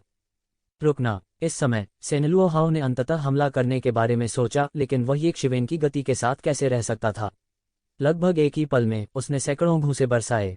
टकराना, टकराना, टकराना! एक गगनभेदी आवाज हुई और इस भयंकर बाघ को ये ज़िवेन ने कुचलकर मार डाला। इसे सीधे मांस के पेस्ट में तोड़ दिया गया था और इसके रक्त सार को भी तियानुवान मिर द्वारा अवशोषित कर लिया गया था। हर कोई स्तब्ध था और मूर्खता से अपने सामने के दृश्य को देख रहा था। उस अतुलनीय रूप से क्रूर बाघ को येशिवेन ने मार डाला था। यह बहुत भयानक था। येशिवेन ने उसे अपनी मुक्कों से मार डाला था और उसे मांस के पेस्ट के ढेर में बदल दिया था। येशिवेन की ताकत चौंकाने वाली थी। यह प्रत्यक्ष हार से भी अधिक भयानक था। यह पूरी ताकत का कुचलना था और समझौते के लिए कोई जगह नहीं थी। यह एक शुद्ध क्रशिंग था और बहुत से लोगों ने यह दृश्य देखा और वे बहुत डर गए। इस भयंकर बाघ ने निस्संदेह आकाशीय दायरे के 5वें स्तर में प्रवेश किया था, लेकिन येशिवेन के हाथों में यह कचरे की तरह लापरवाही से साफ किया गया था। इससे सभी को याद आया कि कैसे येशिवेन ने पहले 13 आयरन ब्लड ईगल कैवलरी को हराया था और ऐसा लगता था कि उसने उन्हें इतने सरल तरीके से हराया था। तुम मौत को दावत दे रहे हो। इस समय सेनलुओ हाओ बस गुस्से में थे। इस बुलाए गए जानवर को पालने के लिए उसने बहुत मेहनत की थी और केवल वह खुद ही जानता था, लेकिन अब इसे सीधे येशिवेन द्वारा मांस के पेस्ट में तोड़ दिया गया था। वह कैसे क्रोधित नहीं हो सकता था। जहां तक शब्दों की बात थी कि उसका बुलाया हुआ जानवर भी येशिवेन को हरा सकता है इत्यादि, इसे आसानी से बुला दिया गया था। हुश! सेनलुओ हाओ तुरंत बाहर निकले और उनके हाथ में एक भयानक भारी तलवार दिखाई दी और एक पल में वे नीचे गिर गए। टकरा जाना! येशिवेन का शरीर तुरंत एक सुनहरे ब्रह्मांड में बदल गया और इस समय वह इस ब्रह्मांड में एकमात्र जीवन बन गया, अत्यंत अत्याचारी। इस समय उसकी भारी तलवार येशिवेन के सिर को काटने वाली थी और इस समय येशिवेन आखिरकार चली गई। उसकी गति बहुत तेज थी और एक पल में उसकी सुनहरी मुट्ठी ने सुनहरी दिव्य तरंगों को नष्ट कर दिया और अनगिनत कानून प्रकट हुए और अदम्य बल के साथ सेनलुओ हाओ की भारी तलवार पर गिर पड़े। बजना! येशिवेन ने सबसे पहले भारी तलवार पर धमाका किया, जिससे धातु के टकराने जैसी आवाज हुई और पूरी भारी तलवार लगातार भिनभिनाने लगी। सेनलुओ हाओ के चेहरे पर कुछ भयावह रूप झलक आया। एक भयानक शक्ति ने भारी तलवार के माध्यम से सीधे उसके शरीर को हिला दिया और उसका पूरा हाथ थोड़ा कांपने लगा। और जबकि वह हमेशा अपनी शारीरिक साधना के लिए जाना जाता था, भारी तलवार को पकड़े हुए उसकी पूरी हथेली पूरी तरह से टूट गई थी और बुरी तरह विकृत हो गई थी। वह लगभग भारी तलवार को अपने हाथ में भी नहीं पकड़ सकता था और उसे उड़ते हुए भेजा गया था। यह कैसे संभव है? इतनी मजबूत शारीरिक साधना! येशिवेन के पास इतना अत्याचारी शरीर साधना कैसे हो सकता है? यहाँ तक कि प्रसिद्ध सेनलुओ कबीला, जो शारीरिक साधना में विशिष्ट था, इतना भयानक नहीं हो सकता था। उस जंगली की तो बात ही छोड़िए। बर्बर जाति अपने अत्याचारी शरीरों के लिए भी प्रसिद्ध थी। उसने जूये को अपने शरीर के साथ लेई झेंगक्सुन के साधनों का विरोध करते हुए देखा था, लेकिन उसे यकीन था कि जूये का शरीर भी येशिवेन की तरह भयानक नहीं था। यह ऐसा था जैसे उसने पौराणिक ड्रैगन कबीले का सामना किया हो। हुश! येशिवेन का आक्रमण रुकने से बहुत दूर था और एक पल में उसने एक और मुक्का मारा और बढ़ती मुट्ठी बल ने सभी दिशाओं को हिला दिया। सेनलुओ हाओ जल्दी से पीछे हट गया और जैसे ही उसने ऐसा किया, उसके हाथ का फटा घाव पूरी तरह से ठीक हो गया और उसका हाथ अब कांपना बंद हो गया। सेनलुओ हाओ, क्या आप यह कर सकते हैं? क्या आपने यह दावा नहीं किया कि आपकी शारीरिक साधना अपराजेय थी? यह क्या है? ली तियानलैंग ने इस समय उपहास किया। हालांकि वह और सेनलुओ हाओ अस्थायी साझेदार थे, लेकिन इसका मतलब यह नहीं था कि उनके बीच अच्छे संबंध थे। वास्तव में दोनों द्वारा अभ्यास की जाने वाली मार्शल आर्ट को 2 चरम सीमाओं तक जाना माना जा सकता है। सेनलुओ कबीले की मार्शल आर्ट अपनी शारीरिक शक्ति के लिए जानी जाती थी और उन्होंने इस बात की वकालत की कि एक व्यक्ति अपनी शारीरिक शक्ति से 10 को हरा सकता है। जब तक किसी के पास मजबूत शारीरिक शक्ति थी, बाकी सब क्षणभंगुर था। लेकिन ली तियानलैंग अलग थे। प्रेत चंद्रमा संप्रदाय उनकी मानसिक शक्ति के लिए जाना जाता था और उनकी भ्रम की तकनीक दुनिया में अद्वितीय थी। इस वजह से उन्हें 28 माकिस कुलों में से एक के रूप में स्थान दिया जा सकता है। कोई कल्पना कर सकता है कि उनकी भ्रम की तकनीक शिखर पर पहुंच गई थी। दोनों पक्षों के बीच विचारधारा में अत्यधिक अंतर के कारण उनके बीच कोई छोटी मोटी रंजिश नहीं थी। धिक्कार है, अपने काम से काम रखो। सेनलुओ हाओ दहाड़ा और उसके हाथ में भारी तलवार फिर से फिसल गई। यह एक भारी पहाड़ की तरह था और यह एक जोरदार धमाके के साथ नीचे गिरा। शून्य तुरंत आधे में विभाजित हो गया और यह सीधे येशिवेन के चेहरे की ओर फिसल गया। सेनलुओ हाओ गुस्से में थे और यह तलवार समय को पार करते हुए सीधे शून्य में फिसल गई। तलवार क्यूई ने सीधे एक विशाल क्रूर जानवर का गठन किया, अपना खूनी मुंह खोला और सीधे येशिवेन की ओर बढ़ी। शुरुआत में उसने अभी भी येशिवेन को कुछ हद तक कम आंका था और सोचा था कि वह येशिवेन से निपट सकता है, लेकिन अब उसकी येशिवेन को कम आंकने की हिम्मत नहीं थी। उसने अपनी पूरी ताकत से हमला किया और यह एक बार में मारा गया। वो बहुत तेज था, लेकिन येशिवेन उससे भी तेज था। उसने अपनी 5 उंगलियों को मुट्ठी में जकड़ लिया और एक और मुक्का मारा।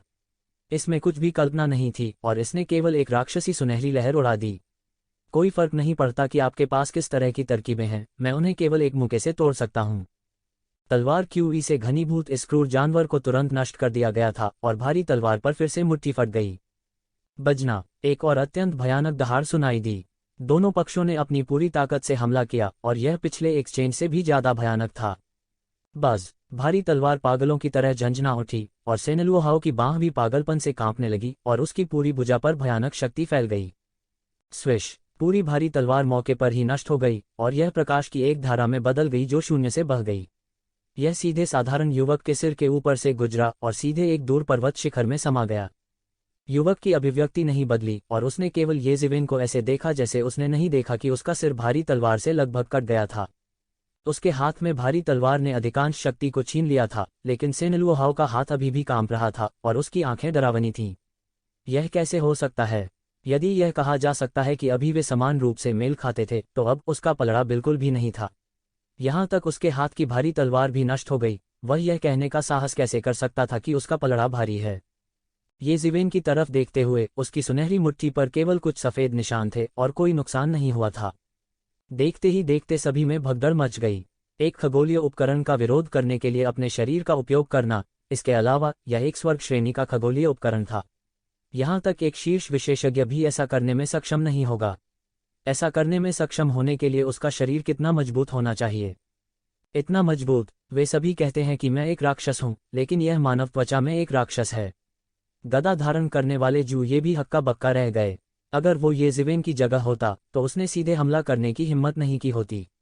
सबसे महत्वपूर्ण बात यह है कि सेनलुओहाओ भी एक शारीरिक कल्टिवेटर थे। उनका भौतिक शरीर उनका सबसे मजबूत बिंदु था। हालांकि इस क्षेत्र में उसे येज़िवेन ने बुरी तरह पीटा था, यहाँ तक कि उसके हाथ में भारी तलवार भी गिर गई। कोई कल्पना कर सकता है कि वे येज़िवेन से कितने हैरान थे। रुकने से पहले सैकड़ों मीटर पीछे हटने पर उसका चेहरा घातक रूप से पीला पड़ गया था। उसने अपने शरीर पर बल को उतार दिया और जोर से हौंफने लगा। उसकी आंखें आश्चर्य और अविश्वास से भरी थीं। दिव्य क्षेत्र के 5वें स्तर के शिखर पर एक विशेषज्ञ के रूप में यह एक लड़ाई का परिणाम था। हालांकि यह अंतर उसके और आकाशीय क्षेत्र के 7वें स्तर पर एक बिजलीघर के बीच के अंतर जितना बड़ा नहीं था, फिर भी इसे एक बड़ा परिवर्तन कहा जा सकता है।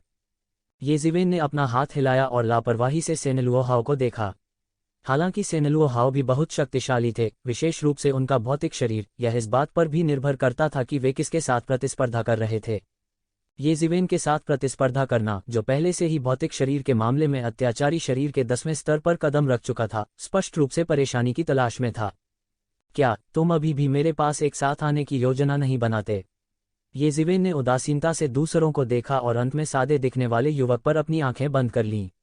उसकी आंखें असामान्य रूप से गहरी थीं। धिक्कार है, तुम मौत को दावत दे रहे हो। सेनलुओहाओ ने देखा कि येज़िवेन उदासीन था और उसने उसे बिल्कुल भी गंभीरता से नहीं लिया। वह अचानक आग बबूला हो उठा। सेनलुओ हैवी सोर्ड। दूर से भारी तलवार तुरंत फिर से उसके हाथ में आ गई। यह लंबे समय से उनके द्वारा टेलीपैथी की हद तक परिष्कृत किया गया था। भले ही वह किसी अन्य स्थान पर उड़ गया हो, फिर भी वह उसे खोज सकता था। उसने जोर से गर्जना की और सेनलुओ कबीले की शक्तिशाली मार्शल आर्ट को खत्म कर दिया। अचानक पूरी दुनिया गायब हो गई, जैसे कि केवल यही भारी तलवार हो। इस भयानक शक्ति के सामने सभी को भय से कांपना पड़ा। यह एक प्रकार की भयानक शक्ति थी जो दुनिया को नष्ट कर सकती थी। उसकी शुद्ध और भयानक शक्ति वास्तव में इस आकाश में विकसित होने में सक्षम थी। उनकी मार्शल आर्ट 10 को हराने के लिए एक व्यक्ति की ताकत का सबसे मौलिक अवतार थी। चूंकि तुम नीचे आने को तैयार नहीं हो, तो मैं तुम्हें नीचे आने तक मारूंगा। येज़िवेन ने उपहास किया और अपना हाथ ऊपर उठाया। अनगिनत तलवार क्यूई घनीभूत होने लगी और एक विशाल तलवार बन गई। यह सेनलुओ हैवी स्वॉर्ड से टकराया और नीचे गिर गया। बूम! भयानक शक्ति शून्य में टकरा गई, जिससे पूरा शून्य पागलपन से हिल गया। शून्यता में प्रचंड शक्ति ने एक दूसरे को चीर डाला और शून्य पूरी तरह से विकृत हो गया। इस भयानक शक्ति को सहन करने के बाद सेनलुओहाओ ने अचानक कुछ पीला अभिव्यक्ति प्रकट की। पफ! उसने मुंह से खून बहाया और मौके पर शून्य में गिर गया। वह खड़ा भी नहीं हो पा रहा था। येज़िवेन के हमले से उसे घुटने टेकने पर मजबूर होना पड़ा। यह देखा जा सकता था कि यह बल कितना भयानक था। इस समय येज़िवेन ने एक कदम आगे बढ़ाया और फिर से सेनलुओहाओ का पीछा किया। ली तियानलेंग और अन्य अंततः इसे और सहन नहीं कर सके और चिल्लाए, रुकना! हालांकि येज़िवेन अब कैसे रुक सकती थी? उसने एक कदम आगे बढ़ाया और तुरंत सेनेलुओहाओ के सामने दौड़ पड़ा। गड़गड़ाहट, यहाँ तक कि आकाश और पृथ्वी भी कांप रहे थे।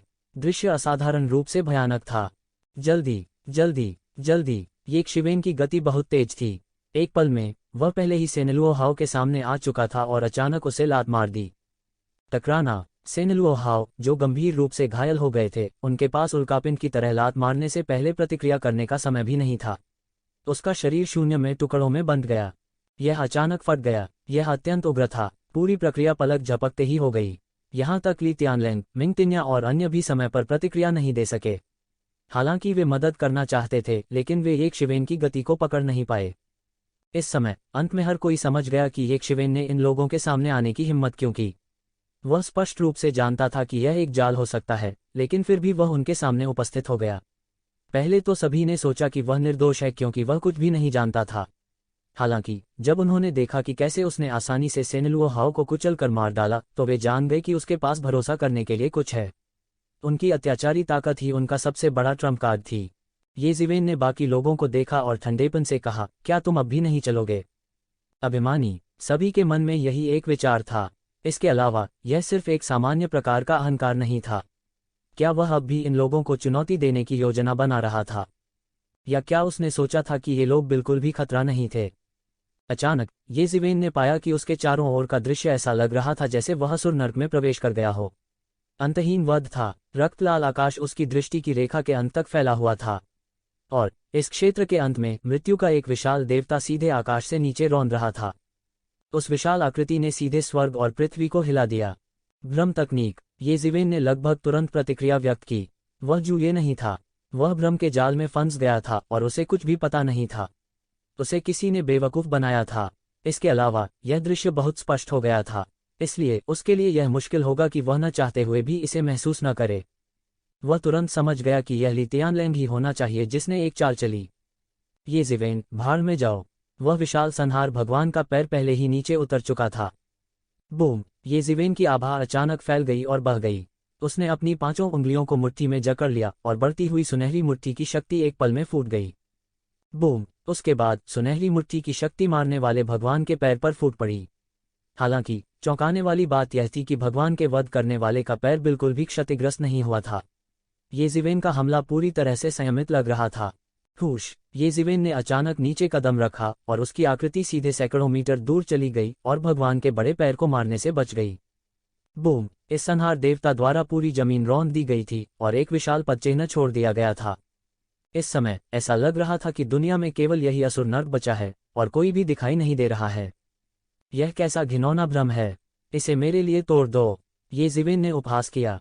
अचानक उसके शरीर पर स्वर्ण देवियां पागलपन से बाहर निकलीं और एक स्वर्ण साम्राज्य खड़ा कर दिया। उसी समय उसके शरीर में प्रबुद्ध मन प्राचीन वृक्ष ने तुरंत प्रकाश की 7 रंगों की किरणों को बाहर निकाल दिया और येज़िवेन की दिव्य भावना को ढंक दिया। उसका दिव्य बोध अचानक स्पष्ट हो गया और वह अपने सामने सब कुछ एक पल में देख सकता था। क्या असुर नर्क एक पल में बिना निशान के गायब हो गया? हालांकि भ्रम का मार्ग शक्तिशाली लग रहा था, अंत में इसने अभी भी लोगों की इंद्रियों को धोखा दिया। हालांकि अगर लोगों की इंद्रियों को धोखा नहीं दिया जा सका तो भ्रम मजाक बन जाएगा।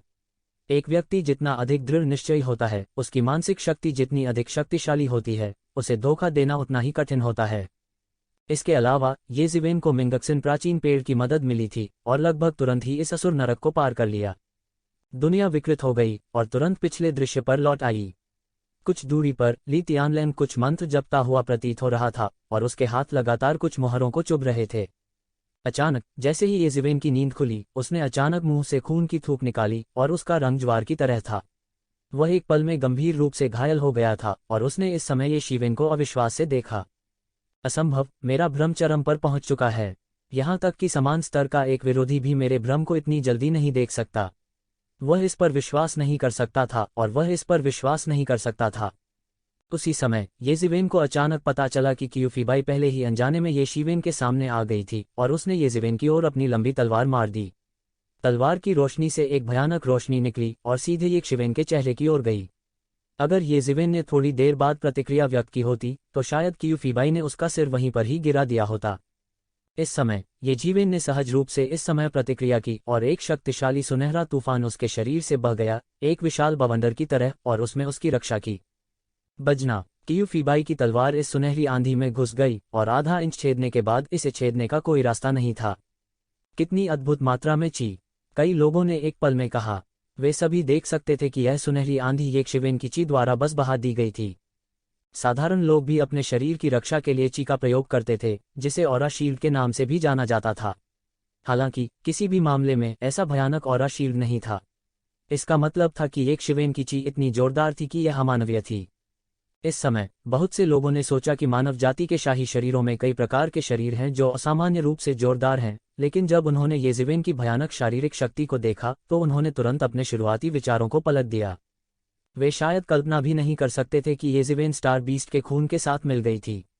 अत्याचारी शरीर का क्यूई आयतन पहले से ही बहुत अधिक था। स्टार बीस्ट के साथ एकीकरण के बाद यह उल्लेख नहीं किया गया था, यह सामान्य लोगों की तुलना में 10 गुना या दर्जनों गुना अधिक था।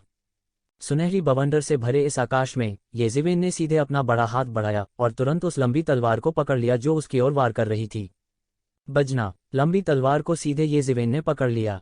Crack crack! सभी की चौकस निगाहों के नीचे और कियूफीबाई की भयानक निगाहों के नीचे येज़िवेन ने वास्तव में इस लंबी तलवार को थोड़ा थोड़ा करके पकड़ लिया और इसे इंच दर इंच चकनाचूर कर दिया। यह साधारण लोहा नहीं है, लेकिन एक स्वर्ग ग्रेड जादू उपकरण है। हे भगवान, उसका भौतिक शरीर कितना मजबूत है! आज की लड़ाई के परिणाम चाहे जो भी हों, येज़िवेन का नाम दुनिया को हिला देगा, विशेष रूप से उसका भौतिक शरीर, जो कि और भी हास्यास्पद रूप से मजबूत है।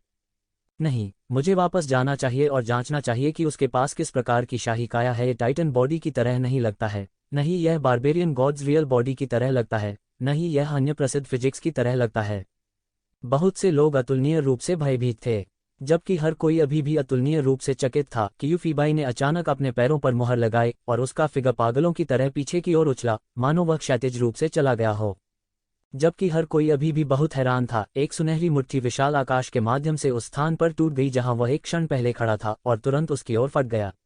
इसने शून्य को हिला दिया और लगभग एक फ्लैश में हुआ। अगर उसने थोड़ी धीमी प्रतिक्रिया दी होती तो उसे येज़िवेन की मुट्ठी से मार दिया गया होता।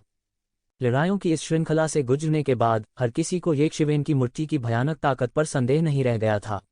अगर उसे मौके पर ही टक्कर मार दी जाती तो उसकी मौत न होने पर भी वह गंभीर रूप से घायल हो जाता। बहुत तेज हो! देखते हैं कि क्या आप इस मुट्ठी को चकमा दे सकते हैं। येज़िवेन की आवाज़ अभी भी शून्य में गूंज रही थी और उसकी आकृति पहले ही कियूफीबाई तक पहुंच चुकी थी। येज़िवेन का रक्त और ऊर्जा ऊपर उठी और एक रक्त स्तंभ में संघनित हो गया जो आकाश में उड़ गया। मुक्का मारते हुए वह भगवान की तरह लग रहे थे। उनका प्रभावशाली आभा प्रचंड तूफान की तरह बह गया। कियूफीबाई का रंग काफी बदल गया था, हालांकि उनकी प्रतिक्रिया की गति भी तेज नहीं थी। वह शून्य की ओर बढ़ा और एक लोहे की तलवार दिखाई दी। जैसे ही उसने उसे लहराया, अंतहीन तलवार प्रकाश बह गया। इसने एक तूफानी समुद्र खड़ा कर दिया और येज़िवेन की मुट्ठी से टकरा गई।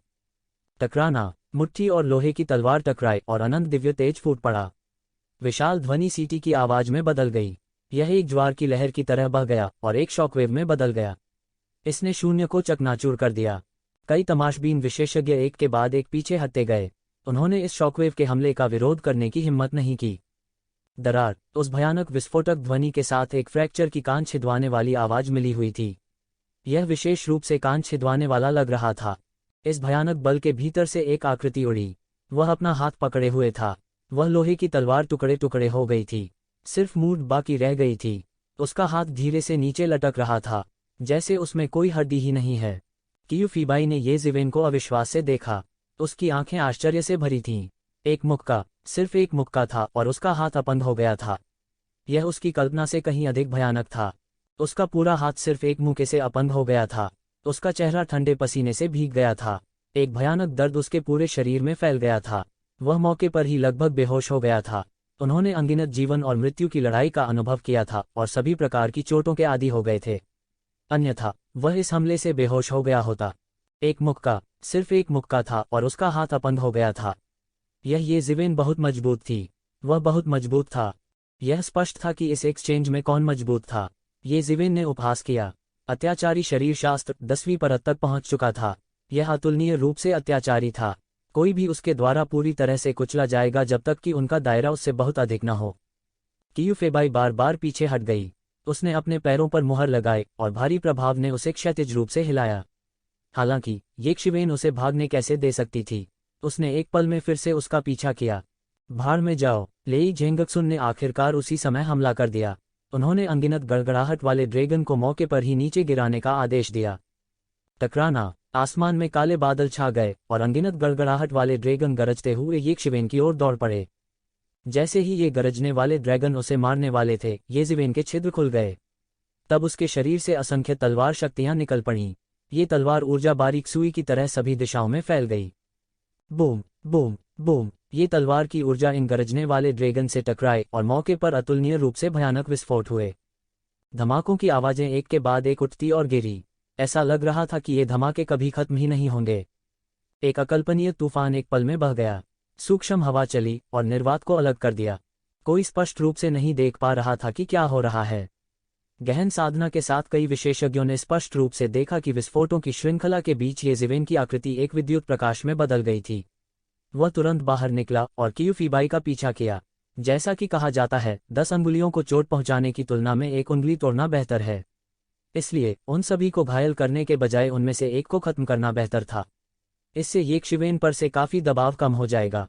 ये शिवेन ने इन लोगों की परवाह नहीं की। हालांकि वह रहस्यमय युवक जो पूरे समय लड़ाई को देखता रहा था और उसने कोई चाल नहीं चली थी, वह कोई ऐसा व्यक्ति था जिससे ये वेन हमेशा डरती थी।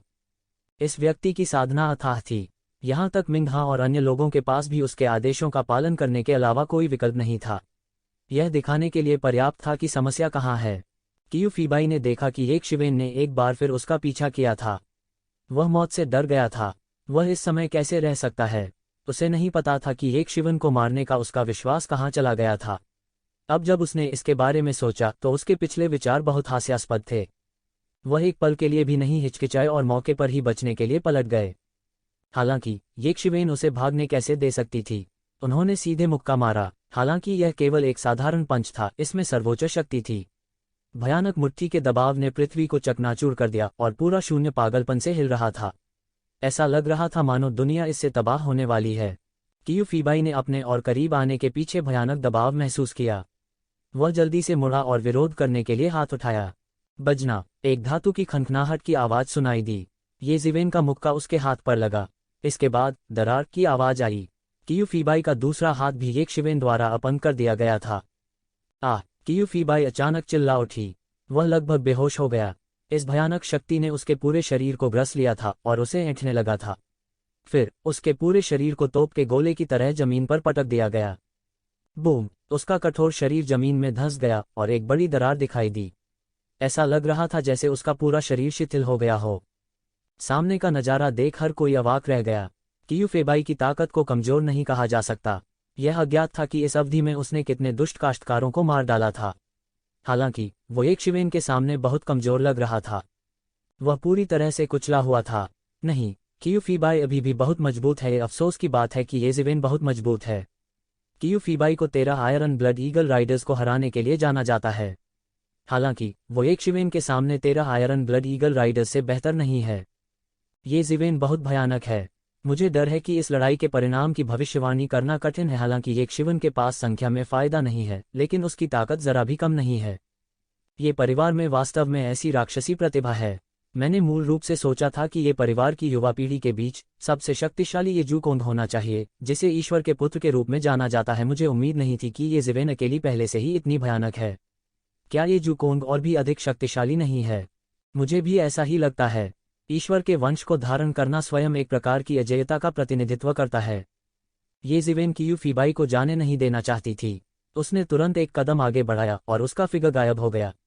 जब वह फिर से प्रकट हुआ तो वह पहले ही कियूफीबाई के सामने जमीन पर आ चुका था।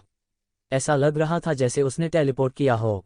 जैसे ही वह हमला करने वाला था, एक चमकीला चांद तुरंत शून्य में प्रकट हुआ और ये शिवेन की ओर कुचल गया।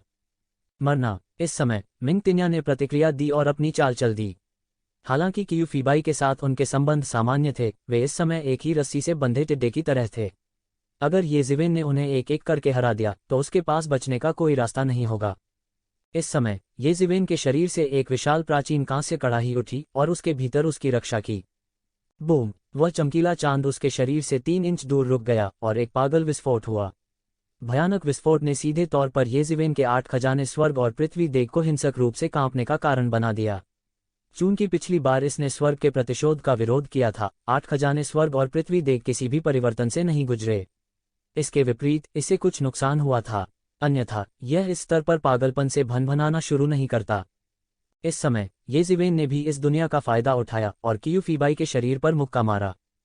टकराना। कियूफीबाई की तलवार का शरीर येज़िवेन के मुक्कों से मौके पर ही टकरा गया। उसके शरीर की सभी हड्डियां तुरंत टुकड़ों में बिखर गईं और उसकी आत्मा सीधे नष्ट हो गई। वह जमीन जहां वह तुरंत फिर से फटा था और सीधे सैकड़ों मीटर तक धंस गया, जिससे एक और गहरा गड्ढा बन गया। हा, चलो इसे एक साथ करते हैं। येज़िवेन जोर से हंस पड़ी। उसने आकाश की ओर देखा और एक लंबी गर्जना की। उसकी दहाड़ ने सभी दिशाओं को हिला दिया। एक और मार्क्विस कबीले का एक और शीर्ष स्वर्ग का गौरव विशेषज्ञ गिर गया है। क्या यह येज़िवेन स्वर्ग का गौरव विशेषज्ञ हत्यारा है? हर कोई उनके दिल में अतुलनीय रूप से हैरान था। कुछ ही साल पहले ये कबीले के 5 अत्याचारी केवल आकाश क्षेत्र की 5वीं स्वर्गीय परत पर थे। कोई भी पूरी तरह से समझ सकता है कि आकाश क्षेत्र विशेषज्ञ की 5वीं स्वर्गीय परत को अपने सामने गिरते देखना उनके लिए कितना चौंकाने वाला था। ये क्लान के लोगों के समान था जिन्होंने सुना था कि येज़िवेन द्वारा ये क्लैन के 5 अत्याचारियों का वध कर दिया गया था। येज़िवेन की ठंडी आवाज ऐसा लग रहा था जैसे वह नरक से रेंग कर बाहर आ गया हो। उसने एक कदम आगे बढ़ाया और आसपास की जगह उसके द्वारा रुई रौंदने जैसी थी। फिर उसने अचानक एक और कदम उठाया और अंतरिक्ष अलग हो गया। धिक्कार है, तुम बहुत घमंडी हो। लेई झेंगक्सुन ने एक बड़ी गर्जना की। एक गड़गड़ाहट वाला ड्रैगन अंतरिक्ष में घुस गया और तुरंत येज़िवेन के शरीर पर दिखाई दिया। बूम! येज़िवेन के शरीर पर अंतहीन गड़गड़ाहट और बिजली चमकी और हरे धुएं के छींटे उठे। हालांकि येज़िवेन बिल्कुल भी नहीं हिला और उसकी अभिव्यक्ति में जरा सा भी बदलाव नहीं आया। बस इतना ही, अंतर बहुत बड़ा है, बहुत बड़ा है। येज़िवेन जोर से हंसी। स्वर्ग के प्रतिशोध की तुलना में जो उसने तब झेला था जब उसने स्वर्ग के प्रतिशोध को पार किया था, यह सिर्फ उस व्यक्ति के लिए एक बूंदा बांदी थी जो पहले से ही अत्याचारी शरीर के 10वें स्तर पर कदम रख चुका था। दूसरी ओर शेष 3 लोगों में ली तियानलैंग इतना उदास था कि वह खून की उल्टी करने वाला था। उनका सबसे मजबूत बिंदु स्वाभाविक रूप से उनकी शानदार भ्रम तकनीक थी। किसी भी दुश्मन से निपटना असाधारण रूप से आसान था, लेकिन येज़िवेन के सामने यह तकनीक बेकार थी। प्रबुद्ध मन प्राचीन वृक्ष किसी भी समय उनके मन को स्थिर कर सकता था। इसलिए वह इन भ्रमों से प्रभावित नहीं होगा और वह भ्रम के प्रभाव के बिना येज़िवेन के खिलाफ कोई भी भयंकर हमला करने में सक्षम नहीं होगा। उनके अन्य मार्शल आर्ट कमजोर नहीं थे, हालांकि उनके और उनके भ्रम के बीच एक बड़ा अंतर था। इसलिए वह केवल येज़िवेन को कहर बरपाते हुए देख सकता था और उसके पास कुछ करने का कोई तरीका नहीं था। मू तियानबाई, क्या तुम चुपचाप बैठी रहोगी और कुछ नहीं करोगी? ली तियानलैंग अचानक चिल्लाया। येज़िवेन के सामने, जो सीधे भाग गया, उसके पास कुछ भी करने का कोई तरीका नहीं था। वह नहीं जानता था कि भ्रम की तकनीक, जिसमें वह सबसे अच्छा था, का येज़िवेन के सामने कोई प्रभाव क्यों नहीं पड़ा। बेकार का चरा। मू तियानबाई ने ली तियानलैंग की ओर एक ठंडी दृष्टि से देखा और कहा। ली तियानलैंग का चेहरा लाल था और उसने मू तियानबाई को जमकर देखा, लेकिन इस समय कोई रास्ता नहीं था। येज़िवेन ने मू तियानबाई को देखा। क्या वह कोई कदम उठाएगा? येज़िवेन ने मू तियानबाई को देखा। केवल वही एक था जिससे येज़िवेन अब तक डरती थी, लेकिन यह सिर्फ एक छोटा सा डर था। निश्चित रूप से येज़िवेन को आकाशीय क्षेत्र के 5वें स्तर के 2 शीर्ष मास्टर्स को मारते देखने के बाद मू तियानबाई आखिरकार इसे और सहन नहीं कर सकी। उसकी आभा एक प्राचीन आभा के साथ फूट पड़ी। येज़िवेन देख सकती थी कि मू तियानबाई की ताकत केवल आकाशीय दायरे के 5वें स्तर पर थी, लेकिन साधना के मामले में वह मिंगतियान्या और अन्य लोगों की तुलना में बहुत अधिक मजबूत थी। कोई आश्चर्य नहीं कि इतने कम समय में वह मिंगतियान्या और अन्य लोगों को नियंत्रित कर सका। येज़िवेन, अपनी नंबर प्लेट अभी दे दो और तुम जीवित रह सकते हो। मू तियानबाई ने येज़िवेन की ओर ठंडी दृष्टि से देखा और कहा। येज़िवेन ने मू तियानबाई को देखा और कहा, एक बात है जो मुझे समझ नहीं आ रही है। हो सकता है कि उनके लिए शीर्ष 100 में प्रवेश करना खतरनाक हो, लेकिन आपके लिए अपनी साधना के साथ शीर्ष 100 में प्रवेश करना मुश्किल नहीं होना चाहिए। लेकिन आप 10वीं दुनिया में गिर गए। आपको एक मार्किस माना जा सकता है, फिर भी आप यह भी नहीं जानते प्रत्येक दुनिया में शीर्ष 100 में प्रवेश करने वाले अंतिम कुछ और शीर्ष 100 में प्रवेश करने वाले पहले 2 पूरी तरह से अलग चीजें हैं।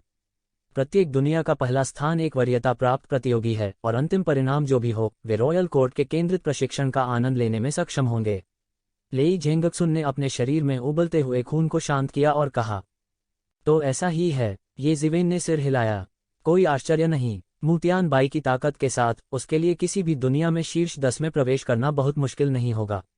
हालांकि मानव जाति की युवा पीढ़ी में अनगिनत विशेषज्ञ थे, येज़िवेन को विश्वास नहीं था कि मू तियानबाई की ताकत उन्हें शीर्ष 10 में प्रवेश करने की अनुमति नहीं देगी। अपनी नंबर प्लेट सौंप दो या मरो, मू तियानबाई ने ठंडेपन से कहा। मरना, यह निश्चित नहीं है कि कौन मरेगा। क्या आपको लगता है कि केवल आप ही हैं जो मार सकते हैं? तुमने आज मुझ पर घात लगाने की हिम्मत की, यह एक पूंजीगत अपराध है, छोड़ने के बारे में सोचो भी मत। येज़िवेन ने अपनी आंखें सिकोड़ लीं और कहा, आप स्वर्ग की गलतियों से बच सकते हैं, लेकिन आप अपनी गलतियों से नहीं बच सकते। मू तियानबाई ने ठंडेपन से कहा, मैं यह भी जानता हूं कि यदि आप मृत्यु का न्याय नहीं करते हैं तो आप मरेंगे नहीं। येज़िवेन ने ठंडेपन से कहा, तुमने आज मुझ पर घात लगाने की हिम्मत की, यह मौत को प्रणाम करने की प्रस्तावना है। फिर मर जा। म्यू तियानबाई ने अपने हाथों को हिलाया और अचानक आकाश की आध्यात्मिक ऊर्जा उसके हाथों में घनीभूत हो गई। एक विशाल शक्ति तुरंत बाहर निकली, एक लंबी तलवार में बदल गई और आकाश से येशिवेन की ओर गिर पड़ी। स्वोश! देखते ही देखते पूरा आसमान दो हिस्सों में बंट गया। यहाँ तक जो बहुत दूर थे वे भी स्थानिक दरार के पीछे सब कुछ देख सकते थे। यह अतुलनीय रूप से भयानक लग रहा था। बूम! तलवार की रोशनी के इस झोंके के सामने आसमान हिंसक रूप से कांपने लगा। यह एक भयावह दृश्य था। यहाँ तक जूये के हाव भाव भी बदल गए। वह मू तियानबाई की तलवार की भयानक शक्ति को महसूस कर सकता था। यह ले जेंगजुंग और अन्य लोगों के लिए अतुलनीय था। येज़िवेन ने अपने पैरों पर जमकर ठुमके लगाए और उसका शरीर तुरंत क्षैतिज रूप से हिल गया। बूम! तलवार की चमक ने मौके पर जमीन पर एक भयानक बड़ी दरार को काट दिया, जिससे मौके पर खाई टूट गई। जब से तुमने मौत का रास्ता चुना है, मैं तुम्हें तुम्हारी मौत के लिए भेजूंगा। मू तियानबाई की आवाज ठंडी और भावहीन थी, यदि आपके पास कोई अंतिम शब्द है तो मैं उन्हें ये परिवार तक पहुंचाने में आपकी मदद कर सकता हूं। म्यू तियानबाई के पीछे एक महान सूर्य दिखाई दिया और धीरे धीरे उदय हुआ, तुरंत पूरे शून्य को रोशन कर दिया। इस महान सूर्य के तहत लाखों सभ्यताओं का जन्म हुआ। आग दुनिया में सभी चीजों की उत्पत्ति थी। आग से सब कुछ होगा। यही महासूर्य ही इस संसार की उत्पत्ति और उद्गम थे। यह महान सूर्य और म्यू तियानबाई, आप सन किंग म्यू कबीले के सदस्य हैं। येज़िवेन बुदबुदाया और तुरंत महसूस किया कि यह सूर्य राजा का कबीला था, जो मानव जाति के 4 शाही कुलों में से एक था। मानव जाति के इतिहास में सुदूर पौराणिक युग में एक मानव सम्राट हुआ था। पौराणिक युग के पतन के बाद 4 शाही कुलों ने बारी बारी से इंपीरियल कोर्ट पर शासन किया। अन्य कबीले केवल मार्किस कबीले थे, लेकिन वे शाही कबीले थे क्योंकि उन्होंने एक बार इंपीरियल कोर्ट पर शासन किया था और एक मानव राजा का उत्पादन किया था। मानव जाति के लिए ये 4 शाही कुल शैतान जाति के 8 शाही कुलों की तरह ही बहुत ही विशेष अस्तित्व थे। 4 शाही कुलों में सूर्य राजा पौराणिक युग के बाद मानव जाति का पहला राजा था। उन्होंने मानव जाति को पौराणिक युग की राख से उठने के लिए नेतृत्व किया और उत्तर और दक्षिण में लड़े। वह जीवन भर अजेय रहे और कोई भी उनका मुकाबला नहीं कर सकता था। उसने मानव जाति के वर्तमान क्षेत्र और नींव की स्थापना की थी। बाद में सूर्य राजा अन्य कुलों के राजाओं के संयुक्त हमले में गिर गया। हालांकि वह अभी भी अपनी मृत्यु से पहले शाही कुलों के 2 विशेषज्ञों को मारने में सफल रहा। उसके पास अनगिनत सैन्य कारनामे थे और लोगों द्वारा उसकी पूजा की जाती थी। म्यू क्लान, जहां से सन किंग था, शाही कबीले के रूप में ताज पहनाया जाने वाला पहला कबीला बन गया। बाद में कुछ सर्वशक्तिमान विशेषज्ञों ने यह भी कहा कि यदि सूर्य राजा का पतन नहीं हुआ होता तो वह एक सम्राट क्षेत्र विशेषज्ञ बन जाता और उजाड़ समय के पतन को दूर कर देता, जिससे मानव जाति पूरी दुनिया पर हावी हो जाती।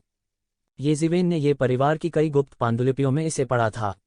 ये परिवार के पूर्वजों ने भी उत्तर और दक्षिण में लड़ने के लिए सूर्य राजा का अनुसरण किया था। उन्होंने उत्कृष्ट सैन्य कारनामे किए थे और उन्हें मार्किस की उपाधि से सम्मानित किया गया था। इस प्रकार ये परिवार की वर्तमान नींव थी। यदि आप जानते हैं तो आप आत्मसमर्पण क्यों नहीं करते? मू तियानबाई ने ठंडे स्वर में कहा। तो क्या हुआ अगर मुझे पता है? क्या आपको लगता है कि आप सूर्य राजा के पुनर्जन्म हैं? तो क्या हुआ अगर आप सूर्य राजा के पुनर्जन्म हैं? अगर सूर्य राजा यहाँ है तो भी आप मुझे आत्मसमर्पण नहीं करा सकते। ज़िवेन ने अपनी आंखें सिकोड़ लीं और कहा, दिलेर। मू तियानबाई की बर्फीली अभिव्यक्ति आखिरकार बदल गई और उनका गुस्सा चरम पर पहुंच गया। मरना! म्यू तियानबाई ने गर्जना की और उसके पीछे का महान सूर्य तुरंत येज़िवेन की ओर कुचल गया। आज मैं आपको दिखाऊंगा कि एक ऐसी ताकत होने का क्या मतलब है जिसे आप कभी चुनौती नहीं दे पाएंगे। यह मत सोचो कि तुम सिर्फ इसलिए अहंकारी हो सकते हो क्योंकि तुम मार्किस कबीले से हो। तुम मेरे सामने कुछ भी नहीं हो। महान सूर्य धीरे धीरे नीचे गिर रहा था, लेकिन येशिवेन ने महसूस किया कि एक भयानक शक्ति ने उस पर ताला लगा दिया है और वह बच नहीं सकता। उन्होंने तुरंत महान सूर्य की अवधारणा को उजागर किया। महान सूर्य सभी जीवित चीजों का मूल था, लेकिन यह सभी विनाश का मूल भी था। भयानक सन रियल फायर ने पूरे शून्य को जला दिया। सब कुछ जलकर राख हो गया। इस समय येशिवेन ने धीरे धीरे अपना आभामंडल जारी किया। वह आकाशीय क्षेत्र के दूसरे आकाश में एक योद्धा की तरह बिल्कुल नहीं दिखता था। उसकी आभा मू तियानबाई की आभा से ज्यादा खराब नहीं थी। इतना मजबूत, वह इतना मजबूत कैसे हो सकता है? जू ये भी चौंक गई। हालांकि उसने येक्षिवेन को कम करके आंका था, फिर भी जब उसने येक्षिवेन को अपनी पूरी शक्ति का प्रयोग करते देखा तो वह हैरान रह गया। वह इतना डर था कि वह लगभग ठंडे पसीने में बह गया था। उनके अलावा और भी कई लोगों ने ऐसा ही महसूस किया। उनमें से कई लोग येज़िवेन को पसंद नहीं करते थे, खासकर कई लोगों की राय में अगर येक्षिवेन नहीं होती तो 10वां क्षेत्र इस तरह के खूनी तूफान में नहीं फंसा होता। लेकिन अब जब उन्होंने येक्षिवेन की उपस्थिति देखी तो उन सभी को लगा कि यह एक अलग स्थिति थी। सौभाग्य से उन्होंने येक्षिवेन के साथ परेशानी की तलाश नहीं की, नहीं तो उन्हें पता ही नहीं चलेगा कि उनकी मौत कैसे हुई। यह व्यक्ति, वह इतना मजबूत कैसे हो सकता है? मुतियान बाई के हाव भाव भी थोड़े बदले। उसने मूल रूप से सोचा था कि येज़िवेन आकाशीय क्षेत्र के दूसरे आकाश में ही था।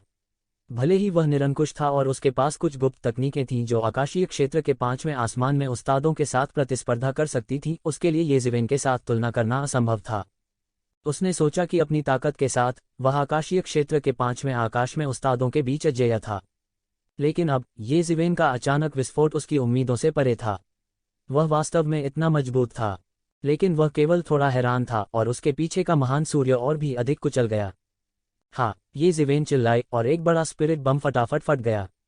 यह ऊर्जा की एक लंबी नदी में बदल गया और बह गया। बूम! भयानक शक्ति महासूर्य से टकराए।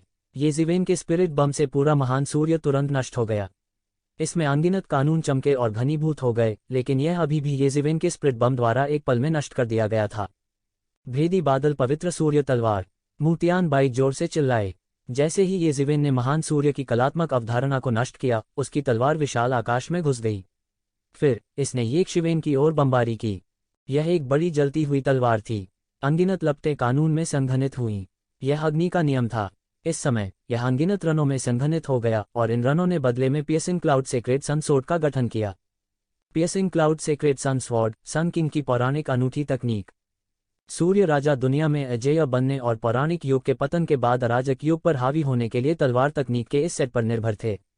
लेकिन मूंग कबीले में कई अद्वितीय प्रतिभाओं के बीच भी केवल कुछ ही लोग तलवार तकनीक के इस सेट का अभ्यास करने में सक्षम थे। अतीत में केवल कुछ ही लोग तलवार तकनीक के इस सेट का अभ्यास कर पाते थे। यह मुतियान बाई वास्तव में इसका अभ्यास करने में सफल रही। मुझे डर है कि उसका भविष्य असीम है। कोई जानकार था और उसने इसे एक नज़र में पहचान लिया। यह सही है, मुतियान बाई बूढ़ी नहीं है, लेकिन उनकी साधना पहले ही आकाश क्षेत्र के 5वें स्तर में प्रवेश कर चुकी है। मुझे डर है कि म्यूक्लान में उनकी स्थिति कम नहीं है।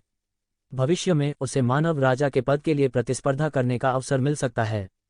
यह येज़िवेन साधारण नहीं है, वह आकाश क्षेत्र के केवल दूसरे स्तर पर है, लेकिन वह पहले से ही इतना अद्भुत है। मुझे डर है कि उसकी प्रतिभा ईश्वर के बच्चे से कमतर नहीं है। ये कबीला अवश्य ही उसका एक खजाने की तरह पालन पोषण कर रहा होगा। कोई बात नहीं, चाहे वह रॉयल कबीला हो या माकिस कबीला, वे ऐसे दिग्गज हैं जिनकी हम बराबरी नहीं कर सकते। इस तलवार के सामने, जो अग्नि के अनगिनत नियमों से घनीभूत हुई थी, येज़िवेन ने एक लंबी गर्जना की और सीधे एक मुक्का मारा। सुनहरी मुट्ठी की ऊर्जा सीधे बह निकली और मौके पर तलवार से जमकर वार किया। बूम! आग के अनगिनत कानून को येज़िवेन ने मौके पर ही नष्ट कर दिया और आकाश में चिंगारी के एक समूह में बदल गया। हालांकि उस समय जूये ने जोर से दहाड़ा। ध्यान से, जैसे ही इस जादुई तलवार को उड़ाया गया, एक और तलवार की रोशनी आकाश में छा गई और एक पल में येक्षिवेन के सामने से निकल गई। यह अकल्पनीय गति से सीधे येक्षिवेन के चेहरे की ओर गया। पुची! लंबी तलवार सीधे येज़िवेन के शरीर में चुभ गई और खून बहने लगा। यह तलवार वास्तव में आग के कानून से संघनित आग के कानून के तहत छिपी हुई थी। इससे बचाव करना संभव नहीं था। यह क्लाउड पियर्सिंग सेक्रेड सन स्वॉर्ड है, जो दूसरी तलवार है जो सूरज के नीचे छिपी है। मुतियान बाई ने ठंडेपन से कहा। सभी की विस्मयकारी आंखों के सामने आकाश में एक अत्यंत दुखद दृश्य दिखाई दिया। येज़िवेन के शरीर को वास्तव में इस तलवार से छेदा गया था। किरण के छंटने के बाद हर कोई स्पष्ट रूप से देख सकता था कि यह जादुई तलवार लाल रंग की थी और प्रकाश की अद्भुत किरणों से खिल रही थी।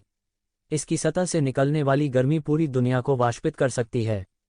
इस विशाल गर्मी की लहर से येज़िवेन की मांसपेशियां लगातार वाष्पित हो रही थीं और उनका शरीर नष्ट हो रहा था। हालांकि येक्षिवेन ने आखिरी समय में प्रतिक्रिया दी थी, लेकिन उसके लिए पूरी तरह से चकमा देने के लिए बहुत देर हो चुकी थी।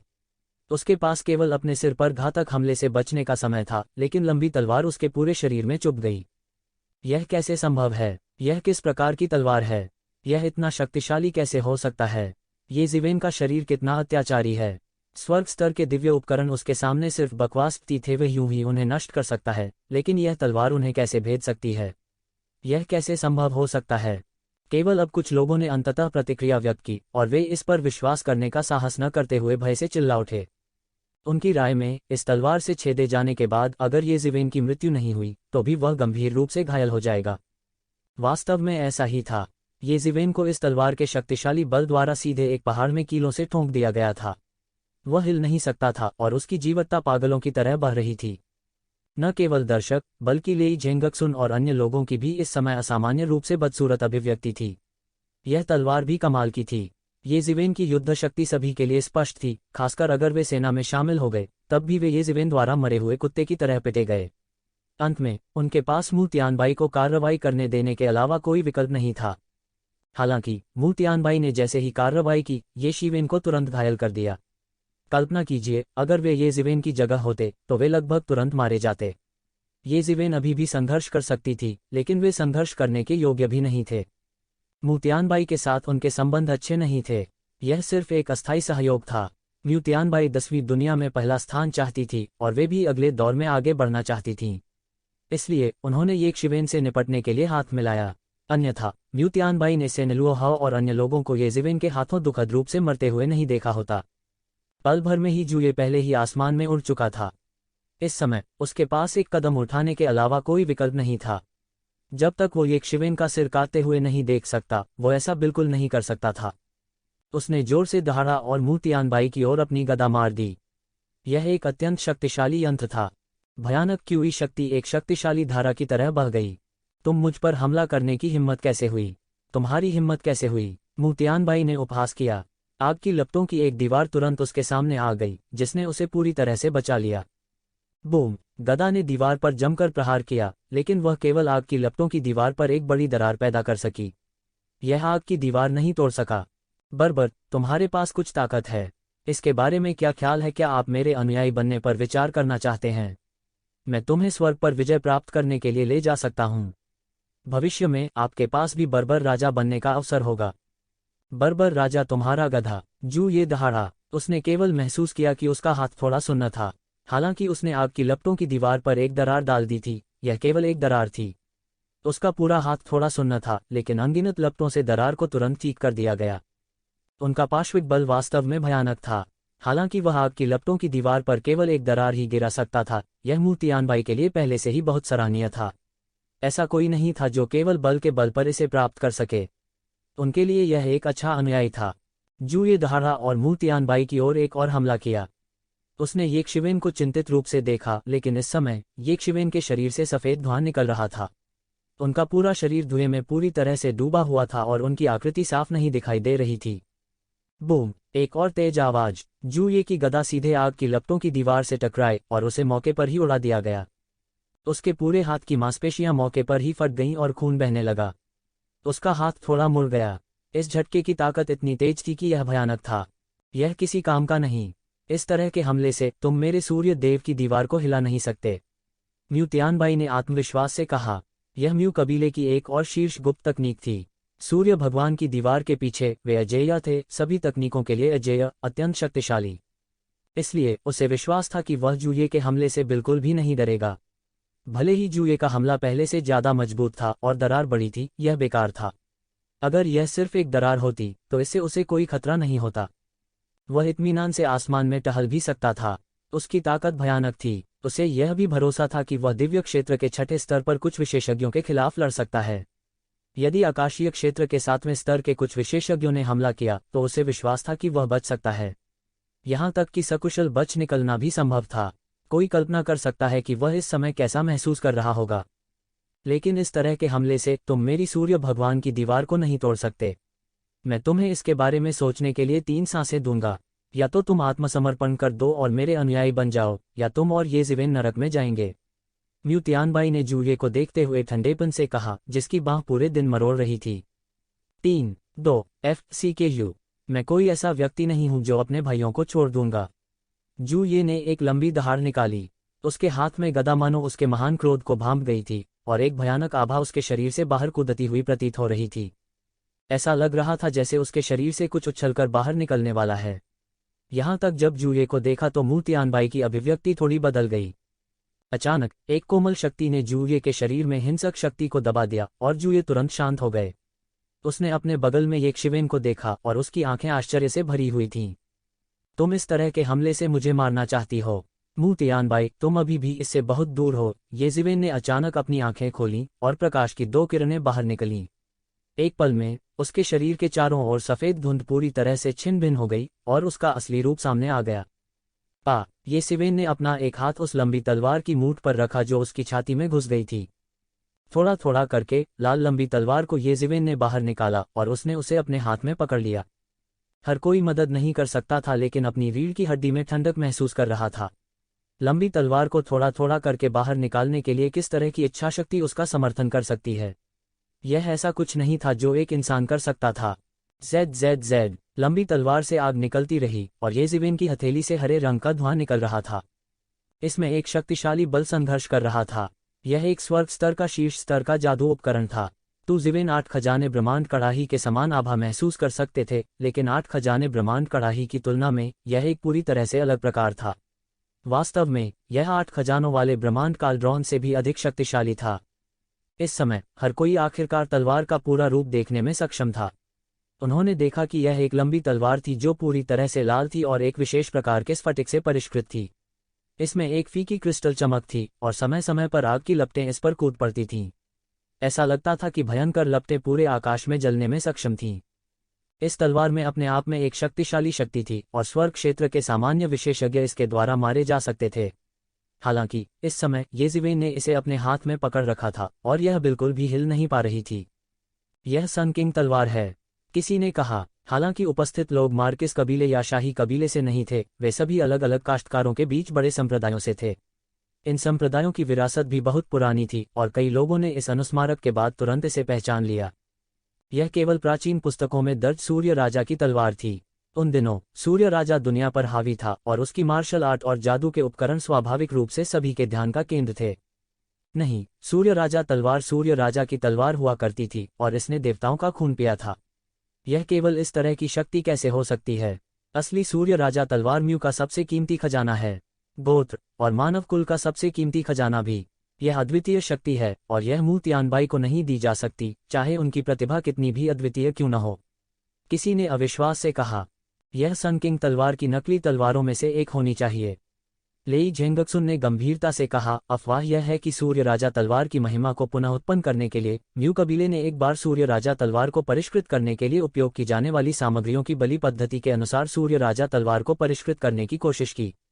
हालांकि वे सभी अंत में विफल रहे और केवल 13 नकली तलवारों को परिष्कृत करने में सफल रहे। यह उनमें से एक होना चाहिए।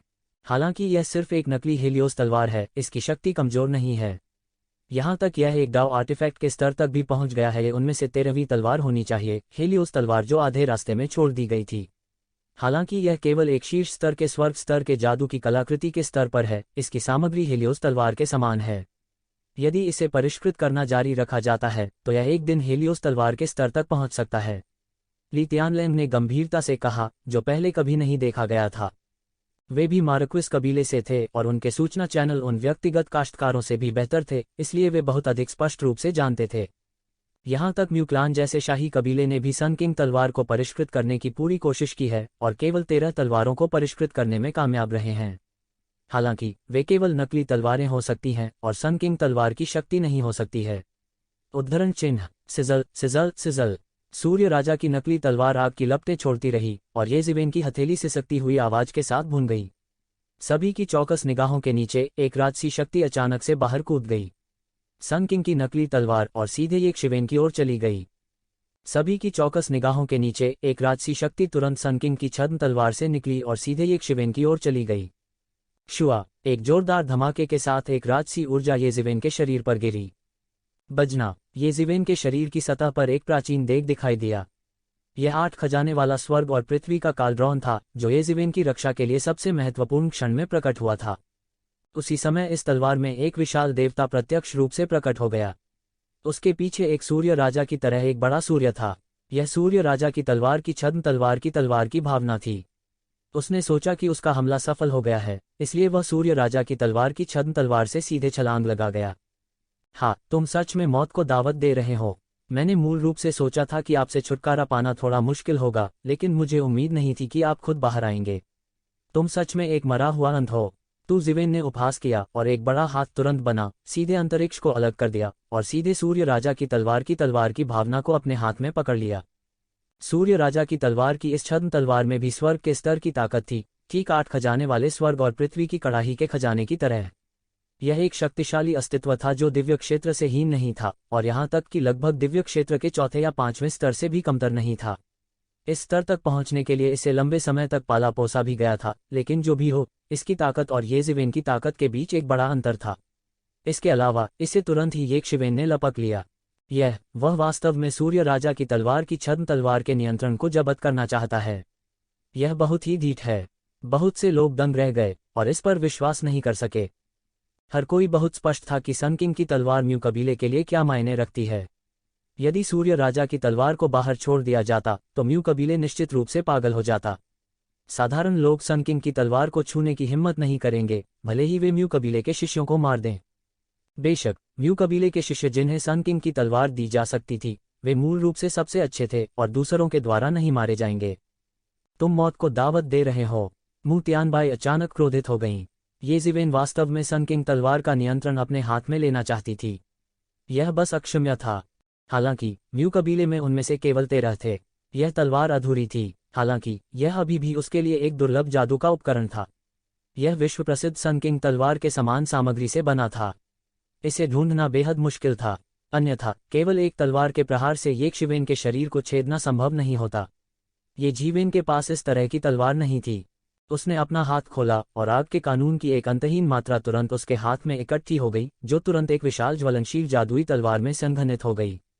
मरना, वह दहाड़ा। उसका शरीर सुबह के उजाले में नहाया हुआ प्रतीत हो रहा था। उसके बाल झड़ गए और पल भर में लाल हो गए। उसने एक कदम आगे बढ़ाया और उसका तेज तर्रार फिगर तुरंत येशिवेन के सामने आ गया। उसकी तलवार विशाल आकाश में फिसल गई और येशिवेन की ओर बढ़ गई। बूम! जब उसकी आकृति येजिवेन के सामने आई तो उसके पीछे की जगह टूटकर ढह गई। सभी भयभीत थे, यहाँ तक जिस गति से अंतरिक्ष ढह गया वह उसके आंदोलन की गति को बनाए रखने में असमर्थ प्रतीत हो रहा था। आखिरकार म्यू तियानबाई सन किंग की युवा पीढ़ी के बीच एक उत्कृष्ट व्यक्ति थी। उसकी शक्ति कल्पना से परे अत्याचारी थी। वो बिजली की तरह येशिवेन के सामने पहुंचा और उसकी तलवार काट दी। तुरंत ही येशिवेन के शरीर पर एक भयानक दबाव आ गिरा। येजिवेन के अत्याचारी शरीर ने दबाव से कर्कश ध्वनि की। उसके शरीर का बड़ा छेद जो सूर्य राजा की तलवार से छेदा गया था, लगभग ठीक हो गया था। हालांकि इस जबरदस्ती के तहत इसमें फिर से दरार पड़ने की हल्की प्रवृत्ति थी। इस समय येजिवेन की स्थिति बेहद खतरनाक थी। उनके शरीर पर लगी गंभीर चोट अभी तक ठीक नहीं हुई थी। इसके अलावा वह अभी भी सूर्य राजा की तलवार की भावना से लड़ रहा था। उसे मू तियानबाई के अचानक हुए हमले का भी सामना करना पड़ा। यह वास्तव में आंतरिक और बाहरी दोनों तरह से तकलीफदेह था। सन किंग की तलवार की भावना को दबाने के लिए येजिवेन खुद को बिल्कुल भी मुक्त नहीं कर सका। इस समय उसके शरीर से एक लड़ाई शब्द निकला।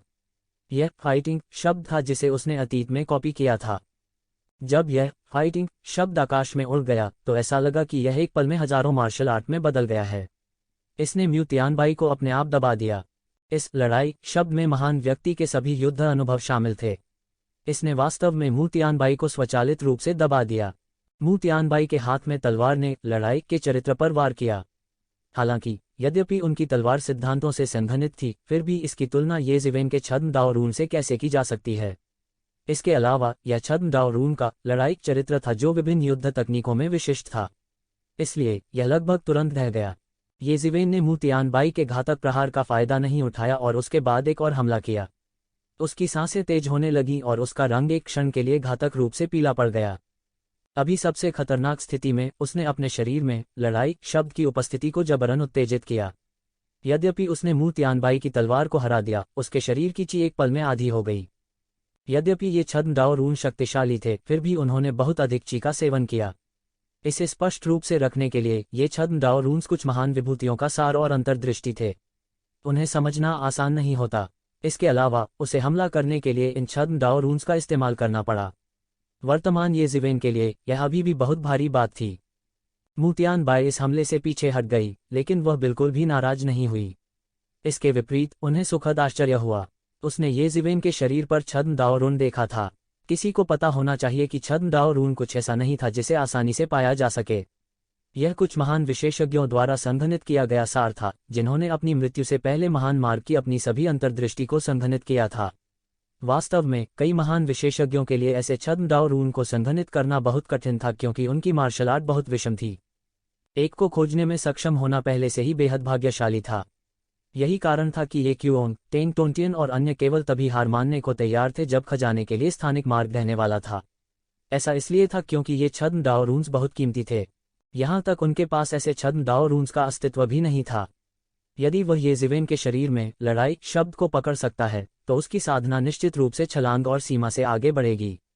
उसे विश्वास था कि वह कम समय में छलांग और सीमा से आगे बढ़ सकता है। इस समय ये ज़िवेन ने उस समय का भी फायदा उठाया जब मू तियानबाई को अपने हाथ में तलवार की आत्मा को पकड़ने के लिए पीछे हटाना पड़ा। यह तलवार की आत्मा एक जीवित देवता की तरह थी, जो लगातार रंगीन दिव्य प्रकाश के साथ खिल रही थी। ये ज़िवेन के हाथों से संघर्ष करने की कोशिश कर रही थी। हालांकि ये ज़िवेन इसे कैसे बच निकलने दे सकती थी? यह सन किंग तलवार को नियंत्रित करने की कुंजी थी। उसने सीधे तलवार की आत्मा को पकड़ लिया और उसे कुचल दिया। लंबे समय तक विरोध करने के बाद तलवार की यह आत्मा आखिरकार ये ज़िवेन का विरोध नहीं कर सकी। इसे मौके पर ही कुचल दिया गया। ये ज़िवेन की तुलना में भले ही इसकी ताकत कमज़ोर नहीं थी, फिर भी ये ज़िवेन की विरोधी नहीं थी। तलवार की भावना के प्रतिरोध के बिना, हालांकि ये ज़िवेन अभी भी सन किंग तलवार को पूरी तरह से नियंत्रित नहीं कर सका था, फिर भी यह पहले से काफ़ी बेहतर था। मुझे लगता है कि तुम मौत को दावत दे रहे हो। मू तियानबाई बेहद गुस्से में थी, लेकिन उसका चेहरा शांत हो गया। यह तूफान से पहले की शांति जैसा था, बेहद भयानक। उसके पीछे एक विशाल सूर्य धुंधला दिखाई दे रहा था। सूर्य के नीचे सारा संसार था। अगर करीब से देखा जाए तो यह पूरे प्राचीन बेरेंस महाद्वीप का नक्शा था। उन्होंने वास्तव में अपने शरीर के साथ पूरे प्राचीन बेरेंस महाद्वीप को विकसित किया था। यह शाही परिवार की अनूठी व्यापक सोच थी, विशेष रूप से सूर्य राजा के लिए, जो कभी दुनिया में अजेय थे। वह कभी एक नायक थे जिनमें दुनिया को एकजुट करने की क्षमता थी। एक निराकार राजसी आभा फैली हुई है जो पूरे आकाश को ढक रही है। यह सूर्य राजा की सर्वोच्च गुप्त तकनीक थी। एक बार उच्चतम स्तर तक खेती करने के बाद कुत्ता न केवल प्राचीन बेरेंस महाद्वीप को विकसित कर सकता था, बल्कि यह दुश्मन को दबाने के लिए वास्तविक प्राचीन बेरेंस महाद्वीप की इच्छा का भी उपयोग कर सकता था। उसे मेरे लिए दबाओ, मू तियानबाई मुश्किल से चिल्लाए। उसके लिए उसे इस तकनीक में महारत हासिल नहीं थी, इसलिए वह इसे यूं ही जारी नहीं कर सकता था। ये ज़िवेन, आज तुम्हारी मृत्यु का दिन होगा। इस भयानक शक्ति के दमन के तहत पूरी दुनिया तुरंत ढह गई और विघटित हो गई। कई योद्धा जो इसके करीब थे उनके साथ छिद्रों से खून बहने लगा। यह महिमा थी जो सूर्य राजा तलवार की थी। इस समय जू ये, लेई जेंगक्सुन और अन्य लोगों के पास भी पीछे हटने के अलावा कोई विकल्प नहीं था। उन्होंने करीब आने की हिम्मत नहीं की, वरना वे भी गंभीर रूप से घायल हो जाते। ये ज़िवेन ने अपनी आंखें सिकोड़ लीं। यह एक ही बार में पूरे प्राचीन जंगल की शक्ति के विरुद्ध संघर्ष करने के समान था। उन्होंने अभी तक इसे शिखर पर अभ्यास नहीं किया था। हालांकि वह इतना अत्याचारी नहीं था। वह एक पौराणिक देवता भी नहीं था। उसने आकाश की ओर देखा और एक लंबी दहाड़ निकाली। अचानक उसके हाथ में एक अशुभ लंबी कृपाण दिखाई दी। इस लंबी कृपाण की तुलना में सन किंग तलवार कुछ भी नहीं थी। बूम! ये ज़िवेन के हाथ में एक भयानक कृपाण प्रकाश बन गया और तुरंत बाहर निकल गया।